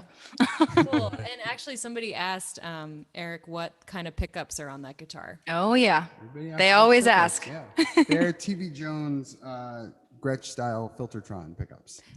The person who asked said, "Are those TV Jones pickups?" Hey, So, hey, there hey. you They go. are indeed. Wow. That was Vaughn, our cordial cable winner for tonight. So good eye. Oh, Nice. and just to like totally shamelessly plug, he builds like custom guitars. So if there are people out there who are interested in something like that, definitely ask Alice, and I'd be happy to put you in touch. Yes. So yeah. Plug away. That's Would, great. would Very they good. get would they get the Alice discount? Well, mean, you maybe we can work something out. Anything is possible. I don't know. I want to actually give our audience a chance to come in and say hi to Amy or to us and to say hi and ask a question. Did anybody who's in the Zoom right now have a question for Or one a of comment? us, or a comment, or just want to say hello? Just Don't have to have a raise question. your hand. Raise your hand. I'm looking at you. Don't all talk at once now. I'm just saying hi to Joe and Sue, who I've known for so long. It's so good to see you and guys. Sue. Hey. Properly dressed. I love it. You've got my new T-shirt on, Joe. I've got your new t-shirt. Oh my God. Totally representing the new record, y'all. Oh, that's Love great. it. I love it. It's Sue, good you- to see you. You too. I haven't seen you since you handed me a present for Huck. So yeah, 14 now? No. yeah, no, almost 3 on He's- 14. He's adorable. I love Thank your you. postings. Oh, thanks, guys. Well, I'm glad it's even between 2 T-shirts. Of Yeah, Amy's exactly. Yeah, right. Alice. Who's winning? Emily, put it on. I know. I should just put it on over my other shirt. I'm gonna do it. This is real. This is a real fan right here. All Writers Unite. Oh my God. Yep. Joe, A little it's tight, nice. but I know. I was gonna say with those sleeves, that's a lot. Get those sleeves in there. Yeah, it's a little chillier here with the t-shirt. I know. What are you doing? It's freezing in Chicago, isn't it? Yes. Yeah. Oh wow. Love it. Love it, baby. Are you right in Chicago, Joe, or outskirts? Yes, The right in the last- heart of Chicago. Last time we saw you, Joe was at the Hey Nani. We saw Joe Right. at Hey Nani. He came. That was right before. Gosh, that feels That's like right, shortly before we shut down. Yeah. 100 years ago. Oh my Yeah, it gosh. seems like it now. Yeah. But I think it's actually colder in South Texas than it is in Chicago right now, isn't it? No, we've got all the don't know. snow. We It's just get colder about in 3 Nashville. For here, it's snow. Yeah. Oh wow. Well, I did have a question in the chat, Amy, for you then that I'll ask.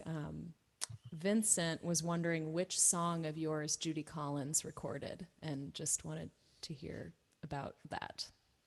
Oh yeah, it's called "The Weight of the World," and it is a song that is told through the perspective of a little girl whose brother goes off to the Afghanistan war, and yeah, and so she sang that and recorded it on her record, her Paradise record. Actually, I'm really excited because that's like my only famous person who's covered my songs.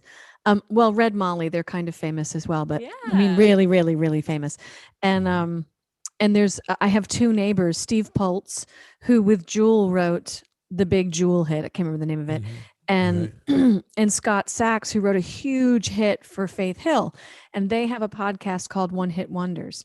And they've invited me to be on their podcast. And so I feel like I'm going into the One Hit Wonder fame. So I'm pretty That's excited. great. Excellent.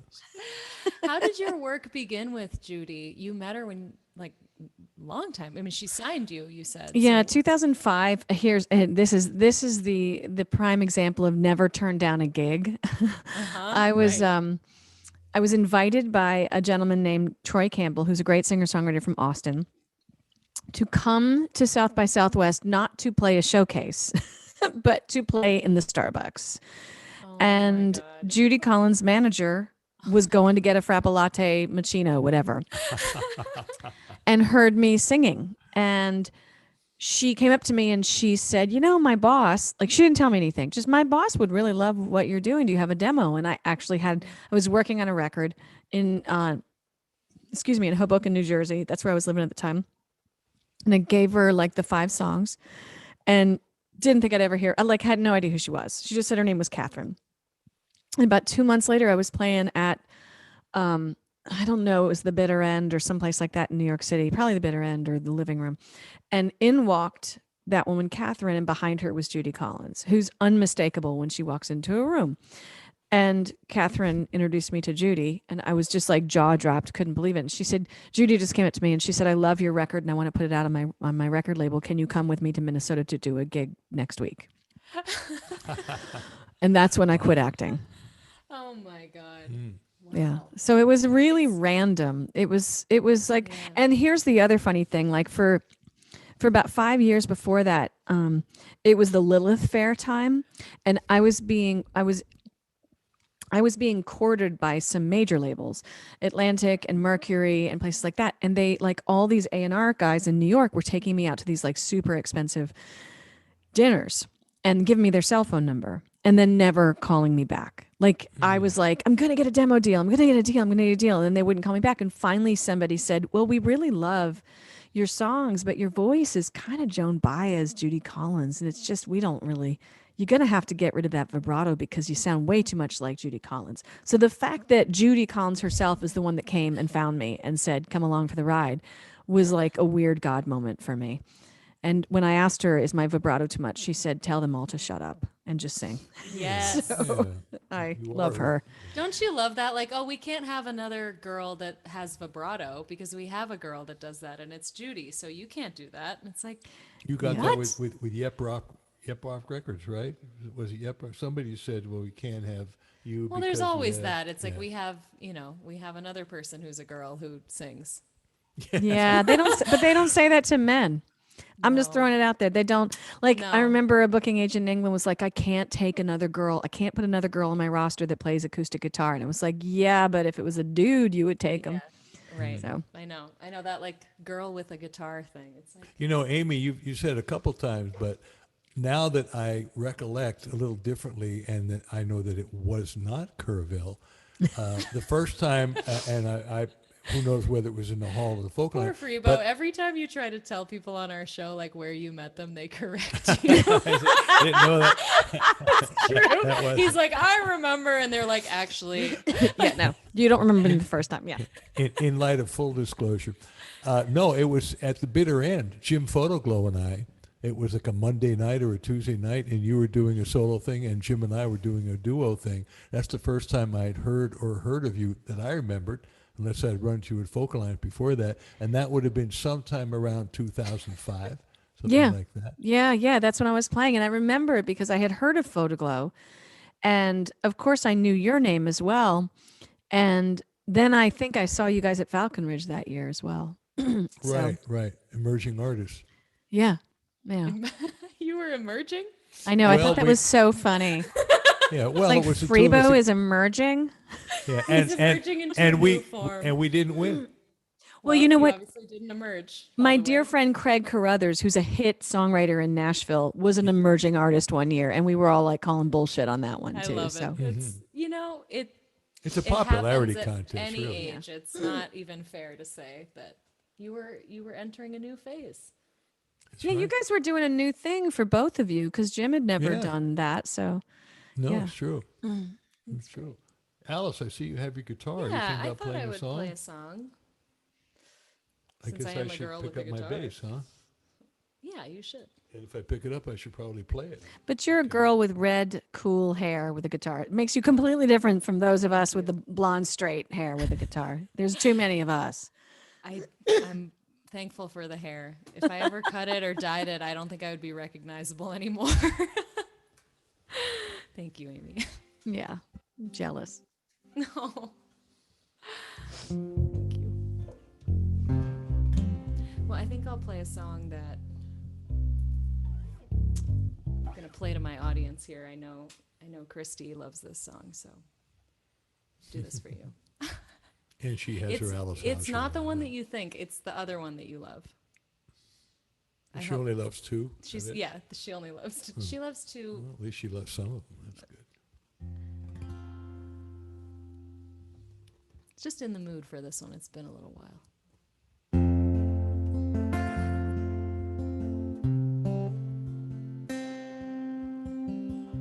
The night is louder than it's been before.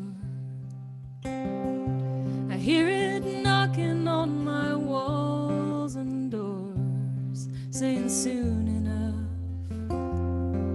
it's time to go. But these precious hours, I keep you close. Of all the nights in recent memory, there were so many you were far from me, and I just heard my heart keeping lonely time, wishing yours was there to echo mine.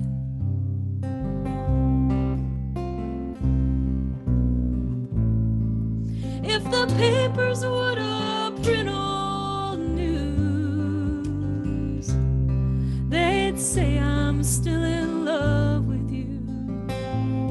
Let the years go by, it remains the same. What we've got is gold, and what it's worth won't change.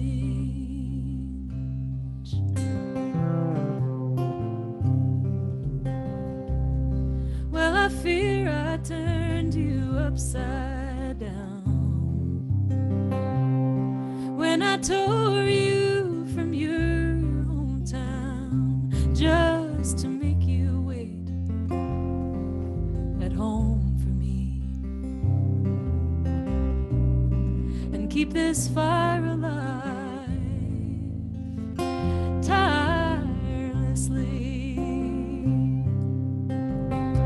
But if your patience ever reached an end, tell me, baby, what would I do then? Say that it's all right to ease my mind,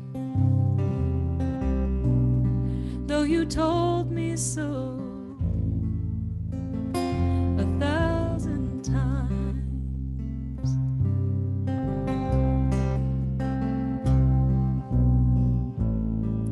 If the papers would print old news,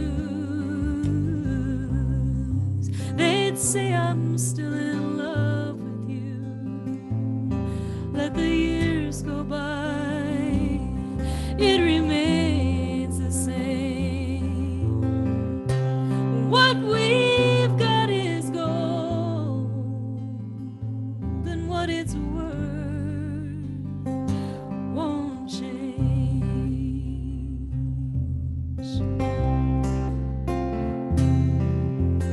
All along the road, these faces seem to come and go, but yours, my love, will never fade.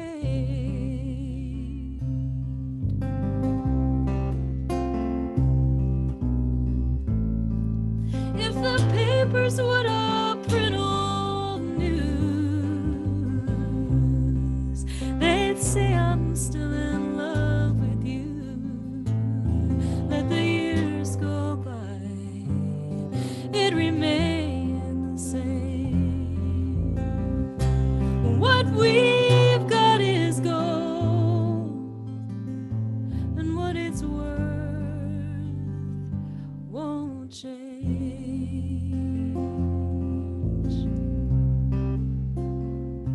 won't change.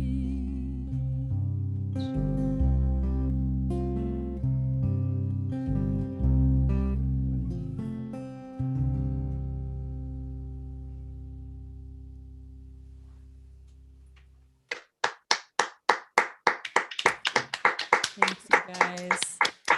That's my favorite song too. Oh, It's so good. thank you. I have to sing along with you. Oh, I wish Did I you could've- see me? I was singing I with did. you. I did. And Yossi. Guys. Yossi was singing Yes. too.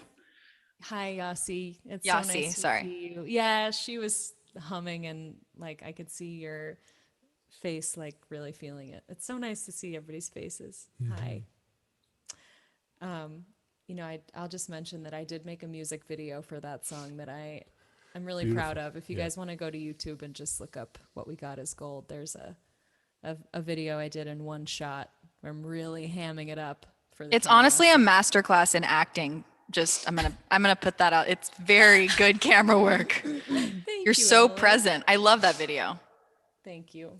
Thank you. That means a lot. I felt like it that was my first time like when I saw that I was like, ooh, maybe I don't know. Maybe you acting girls can tell me how to get into that world cuz I don't know anything about it. Well, there's not a whole lot right now. It's so I hear. Does anyone else in the audience want to ask Amy a question or say hi or Before Amy plays another song, yes? or Let me get ready. or a request perhaps from those Amy fans. Storm, yes. Hi. Please unmute. Nice to see you. Unmute yourself, Storm. There he we is. I go. just want to let you all know that the Pioneer Valley is represented here. I went to Hampshire and I live in Greenfield. Hey, what's going on with Hampshire? Is it still going Still on? here. Good. Still I going. read all about how it was about to close down. It was horrible. It came really close and we found Yeah. out that UMass had all sorts of devious plans, even more than we knew. Those Zoom masters. What were they gonna do to you? Were they gonna shut it down? They were going to shut the college down, take the buildings, and yeah. It's terrible. Oh my god. I think Yeah, Ken Burns was in Nashville, and he was talking to some people I know about it because Ken Burns is a Hampshire grad, and he kind of Oh, got really? involved. Yeah. I had some very interesting nights in Hampshire. I went to a Trip or That's all I'll say Treat. about that. I went to Trip or Treat. It was my first mushroom experience, and it was super fun. Just saying. Yeah. I don't know if they still had it, but I just remember people had things there that they didn't have at Smith. We didn't. What does that mean? I just know that they didn't make it all the way over to the other side of the valley. Hampshire was a wild time. Anyway. There we go. Okay. Yeah, I was actually there when Ken was there. were you really? Yeah. I didn't When know I- him that much because he was on the film side and I was on the video side. But When I was at Amherst, one of Dylan's sons was in Hampshire. So Wow. yeah. Wow. I didn't know that. when I was there, Harry Belafonte's daughter was there. Oh wow. Yeah. Yeah. And Oscar Hamilton's Oh my grandson. God. Really? Yeah. Wow. We could talk. I have so many famous people that I went to Amherst with. It was fun. I was a public school kid. Like, what am I doing here? Yeah. Huh? Yeah. Wow. Well, I grew up at Woodstock Country Day School where Pete's kids went. Pete's Oh, kids. yeah. And I had Carolyn Langstaff as my babysitter. And at the time, her nickname was Sunny. So you had Sunny babysitting Storm. That's great. That's funny. Well, thanks, Storm. Hey, Amy, there was a request for you don't have to follow it, and you might be ready to do a song, but somebody did ask if you can do Shotgun Hearts. Oh, or- yeah. Oh, okay, great, Why not? cool. Let's see where my voice is tonight. This ice storm, it's killing all of us. We do not know how to do snow and ice in Nashville. This is going to be on the new record. It's, you know, I lived in New York City for 20 some years, and I have rarely written about New York. I'm just not really a place writer. I'm more of an emotion writer and images. But I was in New York City probably last year and riding the subway train. And just it brought back to all of you 29-year-olds and theater buffs, it brought back all of my 25-year-old off-Broadway guerrilla theater crush moments. So I'm going to put this down so that you can hear the guitar. I'll just lean down into the mic.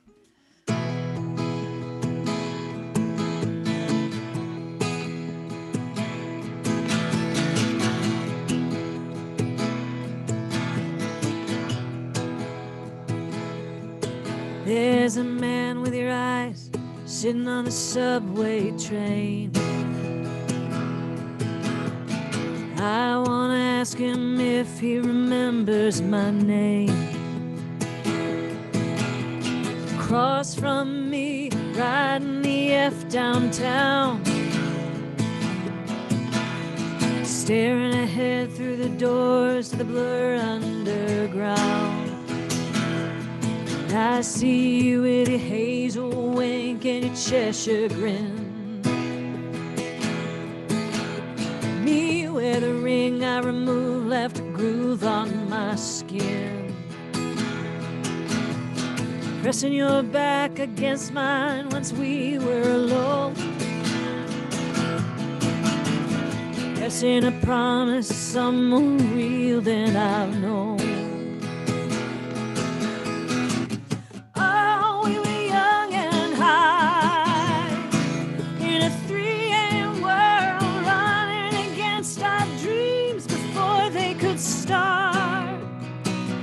Shotgun hearts.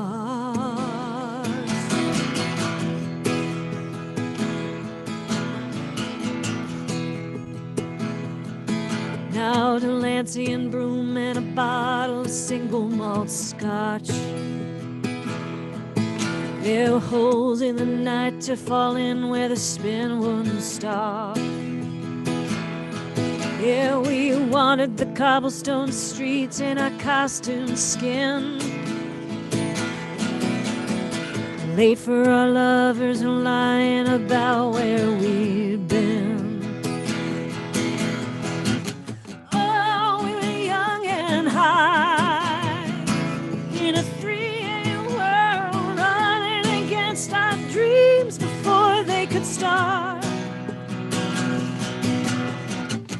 It was a moonless sky, a one-time swirl, running head over heels in the night, making love in the dark with shotgun hearts.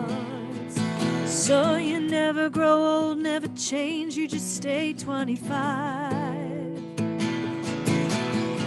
Breathing your name down my neck as I ride this line. There's a really good guitar solo in here by Will Kimbrough.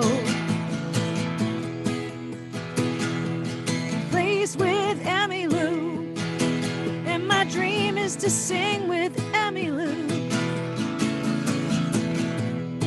Oh, hold on, I forgot the last. Hold on, I got the lyrics here because I always forget lyrics. Just stay with me there. So now I know it's not you. It's been years since I've seen your face. Surprising what comes back to haunt when you visit a place. That night when the same train spun like a tilt-a-whirl. Don't call me. Maybe I'm riding it just to remember that girl. Oh, we were young and high in a 3 a.m. world, running against our dreams before they could start. It was a movie.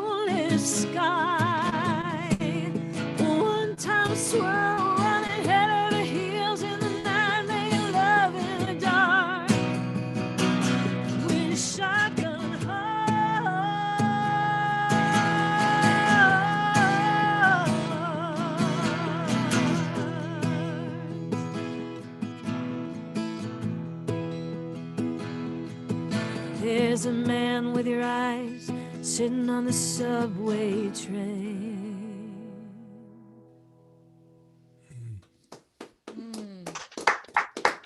Guys. My producer called me in the middle of that song, and I was like, I thought I had my phone off. I'm so glad that that was requested because that is Beautiful killer. song. I love That was great. Thank you. Thank you. Yeah. Wow. Emily, were you like relating to the New York vibe? Oh, I'm unmute. Oh, you can unmute me. Cool. Oh my gosh. Yes. All He's yes. got the power. Oh man. I kind of miss riding on subways right now though. Have you not this whole time pretty much? I have like 3 times, but I've mostly tried to avoid it because he has a car. I So haven't. Oh, okay. you haven't. I haven't been on the subway. He hasn't been on the like subway in more like than a year. a year, yeah, or almost a year, Yeah. which is crazy because it's like That the is- life blood. Although for you, you drive anyway, but Yeah, but I take a train. Yeah. No, but with COVID, I mean, That's I just can't the worst imagine place to getting be, on I a guess. subway. Yeah. people do it. People who have to work do it, you know, because Yeah. it's the only way to get around, and they just sort of try to, you know, double mask it. And but you know, if you can avoid, if you have the privilege to avoid it, you Well, you and do. that's the problem with the inequities in the society is that Yep. you know the people who have to work are the ones who are more exposed and the ones Absolutely. who get it more. It's just a metaphor for the whole society, really. Yep.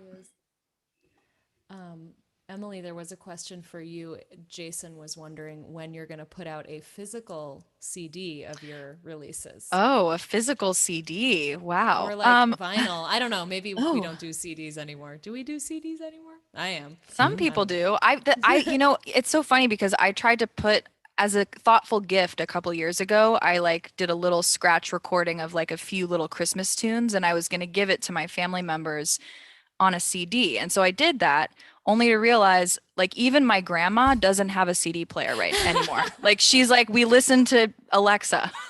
So it's just like, but I actually am kind of, I released a cover of I'm on Fire by Bruce Springsteen back in December, then one original. So I've released like 2 singles on the streaming platforms. And then I have another song that's going to be coming out in the next month or so. And I have plans to record a full album after that. So it's still in the early stages, but hopefully it will happen in the next year. So if you like it, if you like what you heard, I would love to have you follow all the links that I'm sure Brandon has provided. He has. There will be updates. Great. Amy, is yours coming out? I mean, what formats is yours coming out? Are you coming out on vinyl, CD? Yeah. Yes. All of the above? I've been putting out vinyl since my 2013 record, That Kind of Girl. So I'll have 3 titles on vinyl. For this one, it comes out April 30th on CD and vinyl. The digital singles have already been released. So I've got last month, There Used to Be Horses was released and the video. And this month was Shotgun Hearts for Valentine's Day with the video. And next month, so we're doing 4 singles. And then I have, this summer I wrote an EP. It was supposed to be an EP and now it's a record called Tucson. And that's coming out in October on Proper. Wow. So I recorded Man, you that. are prolific.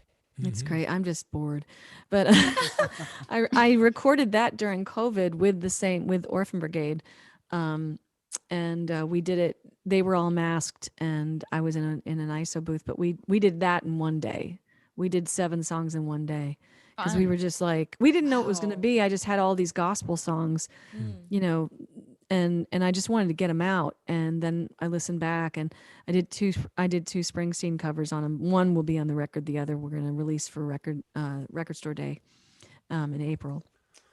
But yeah, so I've got that coming out. That'll probably, I think Tucson is going to be only vinyl and digital, so it'll be a limited edition vinyl with digital.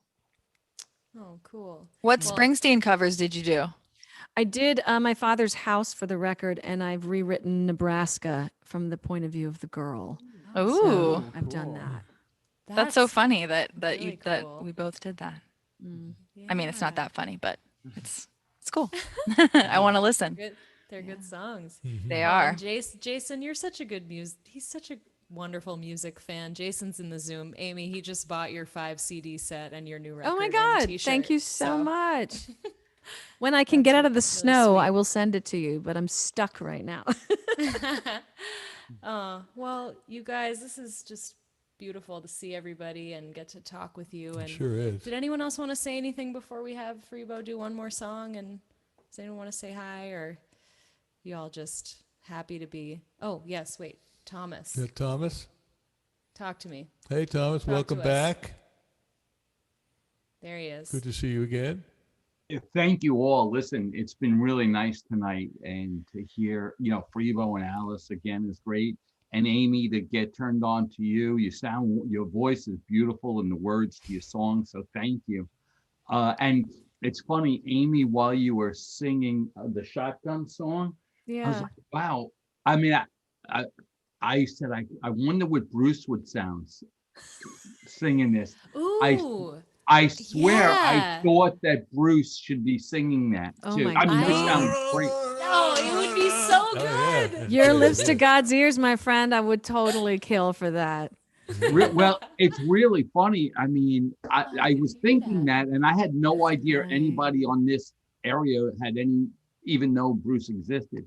Anyway. Oh my God. And then Emily, oh man. Well, Emily, Susie Terrell, his fiddle player, played on 2 of my records, so I felt like I was 1 degree from Bruce, which was really freaking cool. You want to be 1 degree from Bruce. That's I mean, or no degrees, but Just want to be 1 on degree top is of good. him. Come on. Let's be honest. And Emily, you guys sounded great too. You and Doc there. Oh my God. And Doc looks like he has hands of gold, right? He does. All right, one random question, and then I want to hear Freebo, but just curious, you guys have, a lot of you musicians or whatever, and maybe people on here have spent time in New York, and I'm living in the suburbs of New York, and a lot of people I know have random Chinese restaurants that they've gone to for years at 3 a.m. So do any of you musicians have that from your days of like a favorite late night spot? You mean yeah, now like or we then? just The Chinese food restaurant that's closest to the bodega underneath my apartment is my favorite Chinese food restaurant, which would be, I lived in 7 apartments in New York, but it was always the one that did the best mushu pork. Oh, okay. I love Mushu. Mushu's My favorite. favorite. And Nashville does not know how to do Chinese food or bagels. Oh, yeah. Do not move here if you love bagels. And Emily, what neighborhood are you guys in? We're actually in Bed-Stuy now. We've been here since August. So we're in Bed-Stuy, Brooklyn. We had that. What's that Chinese restaurant we went to? We kept on getting takeout from when we were in Crown Heights. Chinese? Yeah, we Or the bok Thai. choy. Oh, that was not in Crown Heights though. We were really into like, what's it called? Szechuan style Chinese food. And we ordered, I don't even know what the place was. The sad thing is we ordered takeout and we just did it via an app. So I don't even know the name of the restaurant, but there was wasn't there like kind of a popular, did you ever go to that like Pakistani, this is not Chinese, but did you go to the Pakistani deli that was like across with the counter across from Rockwood Music Hall? Or was it or Mercury Lounge? It was across from Mercury Lounge. That place is like a mom and pop place. I don't know what it's called, but there was an article about it because I think they were like having trouble with rent, and it's been there for years and years. And it's like a counter, and you can go it's like 24 hours. You can get like curry at 3 a.m. after you play a gig. Starving. All I these am people are writing- starving. And the thing is, like, the only way to get Chinese food in Nashville is DoorDash, and like everyone's car's iced in, and I'm dying. Oh, You guys, man. shut up! I just want mushu pork and dumplings I right now know. so badly. I'm thinking of Genghis Cohen. There's a That's place what in I'm- LA Oh called yeah, that was my Genghis first LA Cohen. gig. Yeah, you probably played It's here. awesome. And they've got the Totally. best. We actually got mushu, 3 flavored mushu. Oh God. The chicken, the shrimp. Oh, yeah. And yeah, it was Fancy. great. Yeah, I want to order food now. That was I my know. first. I'm like- That was my I'm thinking- first LA gig Yeah. ever, and I loved that place. Genghis Cohen is Yeah, great. Genghis is I great. did a little like band show there before COVID, and it was the best. It's like it reminds me. Sorry, this reference is probably not gonna. Never mind. I'm not even. Oh, come gonna, on. Does it? I don't even.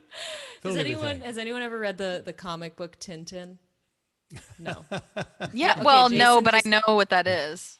Okay, well, there's just one where it's called the Blue Lotus, and he like goes and busts an opium den. Anyway, that's what I picture Genghis That's the Khan vibe. being like. It's like a cartoon of a place that is a Chinese restaurant, and Yeah. it's just perfectly you like guys- has that. Go ahead. Do you guys play McCabe's? Because that's my current LA favorite Yeah. place to Yeah. play. Yeah. Yeah. We just did that. Actually, we did a virtual show, a COVID virtual show. But I did my there. album release show there here. And I I love did that my- little tiny place. It's It's just great. so.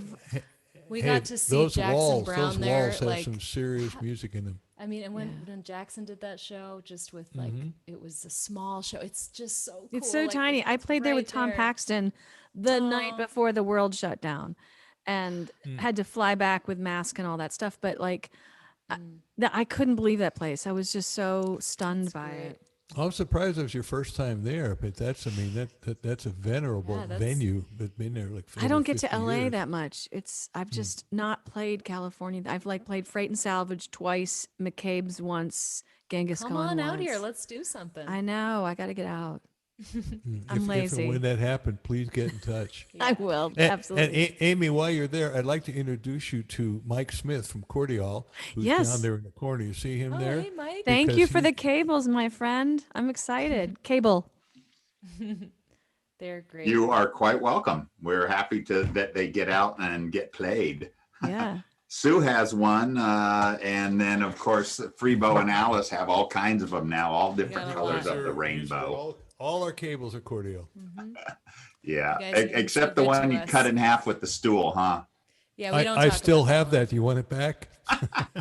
We had just you finished can talking about give it a how proper death. like how amazing they were, and then Freebo looked down and had sliced his in half. Like, He's Oh boy. on camera. It was It was a not, like, classic the moment. greatest timing. We I've still never done laugh that about before. that one. Yeah, I love it. never A done great that show before. tonight, everybody. It was really wonderful, Amy. I love your voice and the way it works with your guitar and your keyboard as well. And then Emily and Eric, that was some nice stuff too. And I'm gonna find out more about your guitars because that blue guitar is gorgeous. I It love really it. is nice. Yeah, Oh, nice. Glad we got to showcase quite your. beautiful. It's Both of always a your work. guitar ad up in here. I don't I even say- care what guitars really do. What color is it? I know I'm the same. I am the same way. I'm actually going to check out Tomorrow. I'm going to the Music Man Ernie Ball showroom tomorrow to like look at stuff, and I am very excited. I've never had an electric before, so this will be. Baby But the blue. reason I You have want electric it- guitar. I am You're gonna getting get electric one. guitar. Oh yeah, I But went the there. reason I'm yeah, it's like What happened to you there, Amy? Yeah, what happened when you went Welcome to there? the Yeah, because I used to have a Strat and I sold it for a Les Paul, which was way too heavy for me. And I Oh, sold yeah. then a Gretsch. I was like, what am I doing with an electric guitar? I'm such a folky. But then I bought myself like an old Gibson archtop that has like tremolo on Half of it, and it. Oh my god. I haven't brought it on the road because it's like, yes. how many guitars can you bring on the road with you? But like, All of them. He would bring all of them. look at that, Mike. Look at that. Mike, Let me what bring is that back you up. have there? Ooh. Is that the ocean? Now it's turning into guitar time. I This know. is Now we're like- being geeky. That's a built it. pretty rock and roll one. What is is it a- that? Is Yeah, it it some is. sort of It's a from my telly? rock and roll days. I built that. I built it from an old piece of junk That's not a body. and telly, added the yeah. part. I really like that part of it, Eric. Oh, wow. That ain't a telly. No, Very unique. 2 on the stuff. top, 4 on the bottom. Oh, That's So cool. unusual. Love it. I built it. very cool. Very cool. I It doesn't sound as good as yours, though. the Ernie Ball stuff. I mean, I've been friends. I'm going to name drop. I actually got to know Ernie Ball himself, and his sons, his whole family are friends of mine, and they sponsored me with Music Man. Ernie Ball bought Music Man years ago, and gave me this bass. A couple of them. I've been playing it ever since. I will not sponsor anything that I don't really love, like Cordial cables, Mike. But Alice had been talking about wanting to get an electric guitar. So we talked about tellies and everything. And I'll be honest, I was totally just talking about the fact that it was green and sparkly. Well, so we saw one at the NAMM it's show. gonna match and, my coat. And so we've been kind of following through. So tomorrow she actually gets to play. It's called a Valentine, Music Man Valentine. Named after the guy from Maroon 5, which I'm not like super into that, but I guess he's good. So But Let's just pretend it's not named after him. yeah, I know. Yeah, It's yeah, a but- Valentine, like a nice. You know. Ooh, But you that's got- pretty. Love guitar. Yeah, he's got this beautiful green color, and so custom made. So we're excited about that. I'll let you guys know how that goes. Freebo, Take pictures. I will. Yes, I am excited. absolutely. What is that you have there, David? What were you showing? Oh, his Hey. coffee. Oh, the other giveaway. Yep, we Oh, were from- giving away Ari's, coffee for Ari's a while Coffee too. Roaster. Yeah, we have need a it. new. We need another little treat maybe to find to give away. Yeah. Hey, Well, you guys- Alice and Freebo, any chance you could get Christy Kennedy to give us 20 or 30 seconds of vocals? Oh yeah, Journey. Oh my gosh. Not happening. Not happening, Thomas. Come on. I appreciate the sentiment, but I am in no way. I was like Just- dreading that actually. That question. It's not happening. It's not Leave him happening. wanting more. Leave him Yeah. wondering. The mystery will be eternal. Just Christie's can't just give it all away right now. Just imagine Christy singing, belting out Journey's "Can't Stop Believing." Wait, no. It's Don't Stop Believing, Alice. Sorry. Come on. Oh my God. How many times did we sing that damn song? Yeah, it's epic. My part in that was so awful that I just like Sing that real quick. Come on. That's what it was. Just totally dun, a dun, cappella. dun, dun, dun. Yes. for like Yeah. just for like 5 minutes straight. It was rough, but your vocal was amazing. Don't Stop Believing with Thanks, acapella. baby. I'm super jealous. Oh, It was pretty cool. I don't think anyone has a recording of it, and I'm not upset about it. It was great. But thanks, Thomas. I appreciate it. Maybe sometime in life, but maybe not tonight. Love you, Christy. Well, Well, I guess it's time for been a great me to play a night. song and take us out. Take us I will out, say Freebo. that of the several colleges I went to, one was University of Pennsylvania, and I was in the Glee Club. Oh. And, the Glee Club. The Glee and, Club. yes, and then there was the shoot off group, the prime group of that, the Pen Pipers. Oh. There were 12 of us, and I was a bass. I love singing bass. A cappella group. I love singing a cappella harmonies. Just the best. Nothing like it. Mm-hmm. Yeah, love it. It was fun. So It was fun. just to get in with you guys. Okay, you know, you're in. Am I in now? Yeah. Am I okay? Am I? Okay. You can be part of the acapella crew. Club. Oh, good. I guess we're part of your crew really because you came first. But Well, that's true. I came before all of you. you were in except for Glee maybe Club Storm before Hutchins. we were. I've been gleeful for a long time. Hey, listen, you guys, right. before you play your song, thank you so much for having me. I mean, Yes. Oh yeah. this was so great. Freebo, I love you. Every time I see you, we go like straight into the deep ocean of like spirituality and conversation. I just adore you. And Alice, it's so great to get to know you. And I'm so glad we're all on the same booking roster. And hopefully someday we'll be able to do some shows together. That I'd would be love great. that. That would And be Emily, great. what a gorgeous voice. Dimming of the Day is one of my favorite Thompson songs. And Thank you're great. you. Yeah, you're a great player, Eric. It's just, it's such an honor to be in the same Zoom room with you guys. Absolutely. Back Well, at thank ya. you, Thank Amy. you. Yeah, I agree with all those sentiments, and thank you for being. Alice and I were talking. We were saying this is our 22nd show. 23rd. 23rd. We both said it's absolutely one of our favorite shows. Just Thanks for going very deep with cool. us, Amy. That's really Yeah. what we wanted That's to just do who with I this show. am. Yeah, that's what we wanted this to be, and, Oh, and to thanks. really talk and get real with our friends, and it's just so great to get to know you more. So thank you, Inside. That's what we call it. Inside Live. and thanks to Oh. Emily for being here. I'm so glad you could join us. Yeah, thank you. you. Emily. You And sound great. Eric. Keep doing it. Keep you going, know, yeah. keep doing. Eric, you sound beautiful. Yeah. Great musician. You guys are. I can Thank you so can relate. I can relate to the role you're playing in this broadcast. It's not always this way. Sometimes it's the other Hold it way. down. Oh, I know that. I know. Yeah. Yeah. Oh, cool. You all sound Well, beautiful. and thank you. Thank you. And thank you all for joining us. You know, on the Zoom, but also in the regular show. And tell your friends. We're thinking next week we don't have a guest. We're thinking maybe it's just gonna be Alice and me. Yeah, we're next just week. gonna Every once in a while we do that, and we kind of interview each other. when we can't get anyone. kind of bizarre. No, we've No. got tons of people who We're- lined up. We just didn't get anybody for next week. We have so. tons of people waiting to know. Okay, not tons, a couple pounds. We genuinely okay? wanted to just do the show ourselves next week for fun. So Yeah. And I'm going to do a birthday show on Friday the 5th of March. And I've already got Harold Payne lined up to be one Harold of my is guests. amazing. It's going to be a septuagenarian show. People in their 70s who are inspiring. We were talking about when you turn 50, Amy. Wait till you turn 70. that's really wild.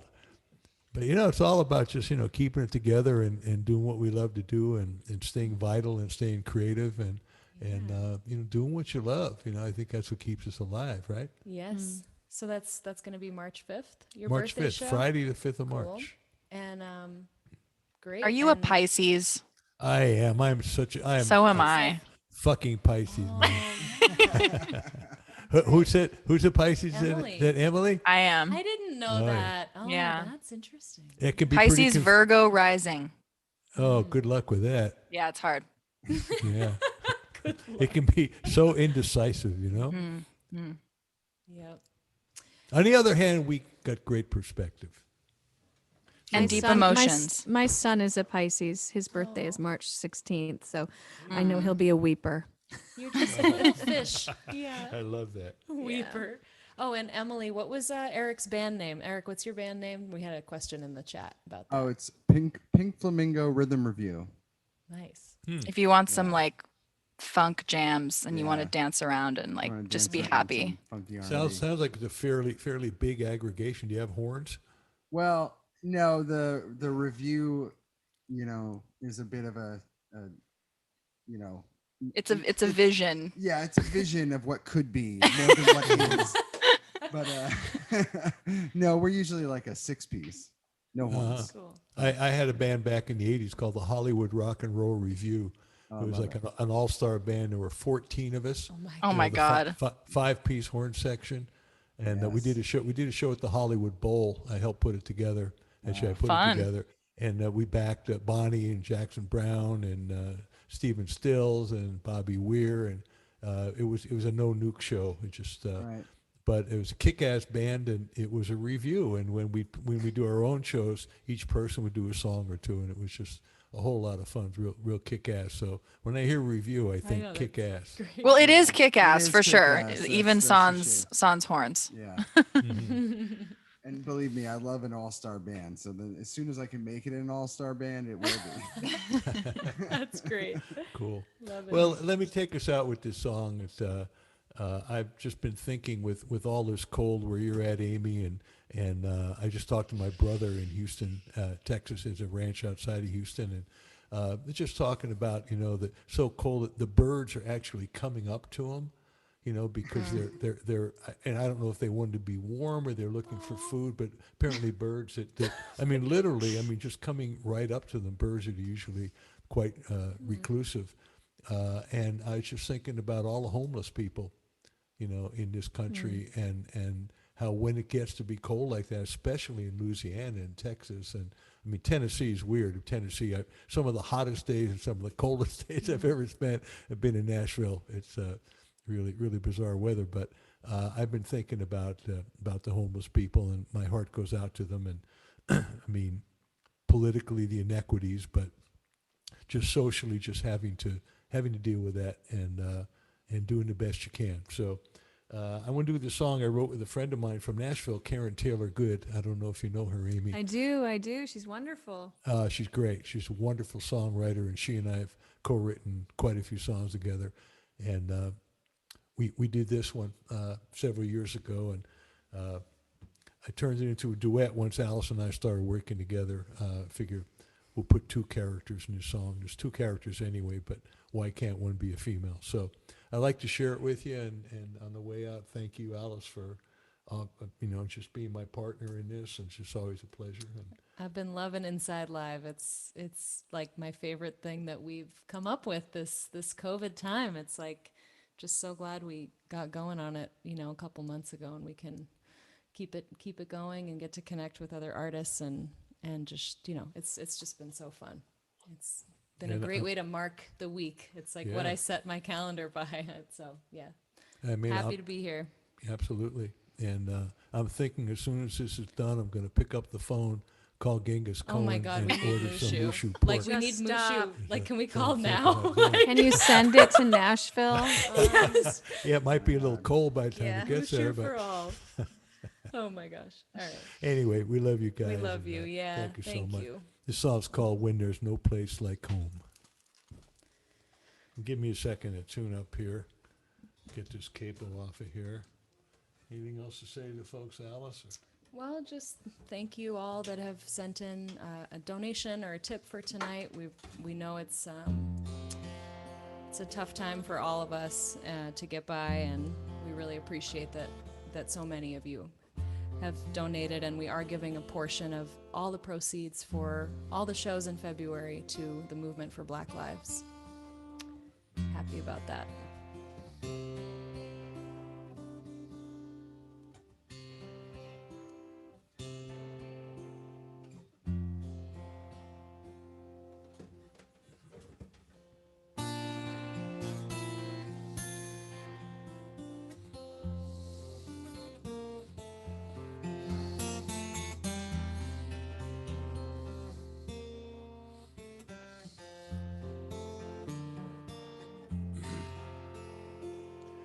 Used to be your neighbor. I had my job and I had my pride, but they shipped them both to China, and it ripped a hole inside. They took my house last summer. Now I'm hungry, cold, and scared, and I'm wondering, does anybody care? When there's no place like home, And you're out on your own, you feel abandoned and alone. When there's no place like home.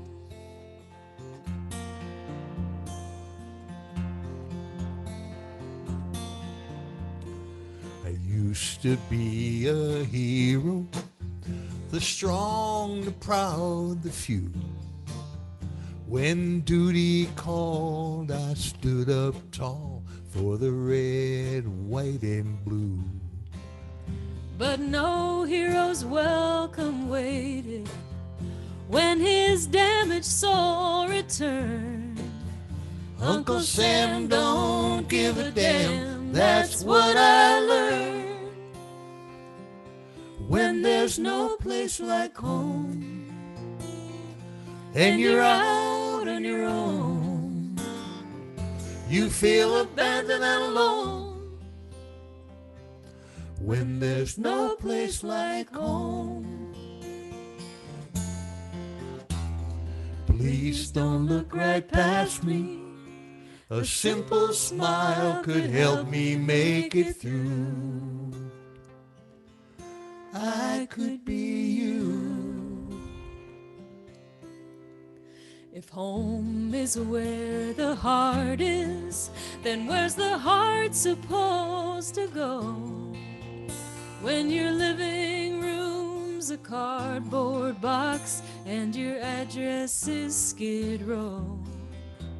If a man's home is his castle and the place where he is king, what happens when he loses everything? When there's no place like home, and you're out on your own, you feel abandoned and alone. When there's no place like home.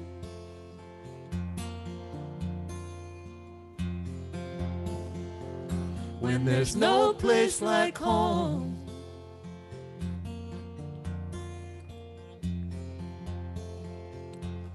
There's no place like home.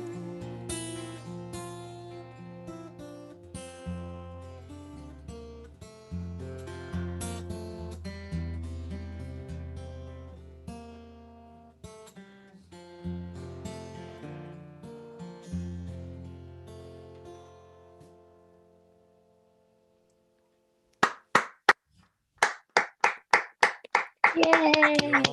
Thank you. We love you all. These Alice shows are really Freebo. keeping me going. Thank you, Thomas. Thanks, everybody. Thanks again, Thanks, Amy. you guys. Thank you, Amy. guys. Thanks, Emily. Thank you. Emily. Good to This see was you the all. best. Everybody. Oh, Do more. Christy, love Thank you. you. Thank you. Bye, girls. We're Bye. here every week. Stay warm. See you I all next just put Wednesday. into the chat a link to another incredible song about homelessness written by a Zoom friend of mine, Cecilia Eng. Okay, great. Thank you. Okay. Thanks, Thank you, Storm. everybody. Thanks for joining us, man. Thanks, Really appreciate Emily. your Love support. you. Yeah, some other night I'll share my poem about homeless. Oh, Please okay, do. great. All right, you Good night, guys. everybody. See you Night. next time. See you next week. Thank you, Amy. Thank you, Emily. Thank you, Love to Allison all. Freebo. Everybody. Thank Our you. pleasure. Thank you for being here. See you guys next Wednesday. Bye.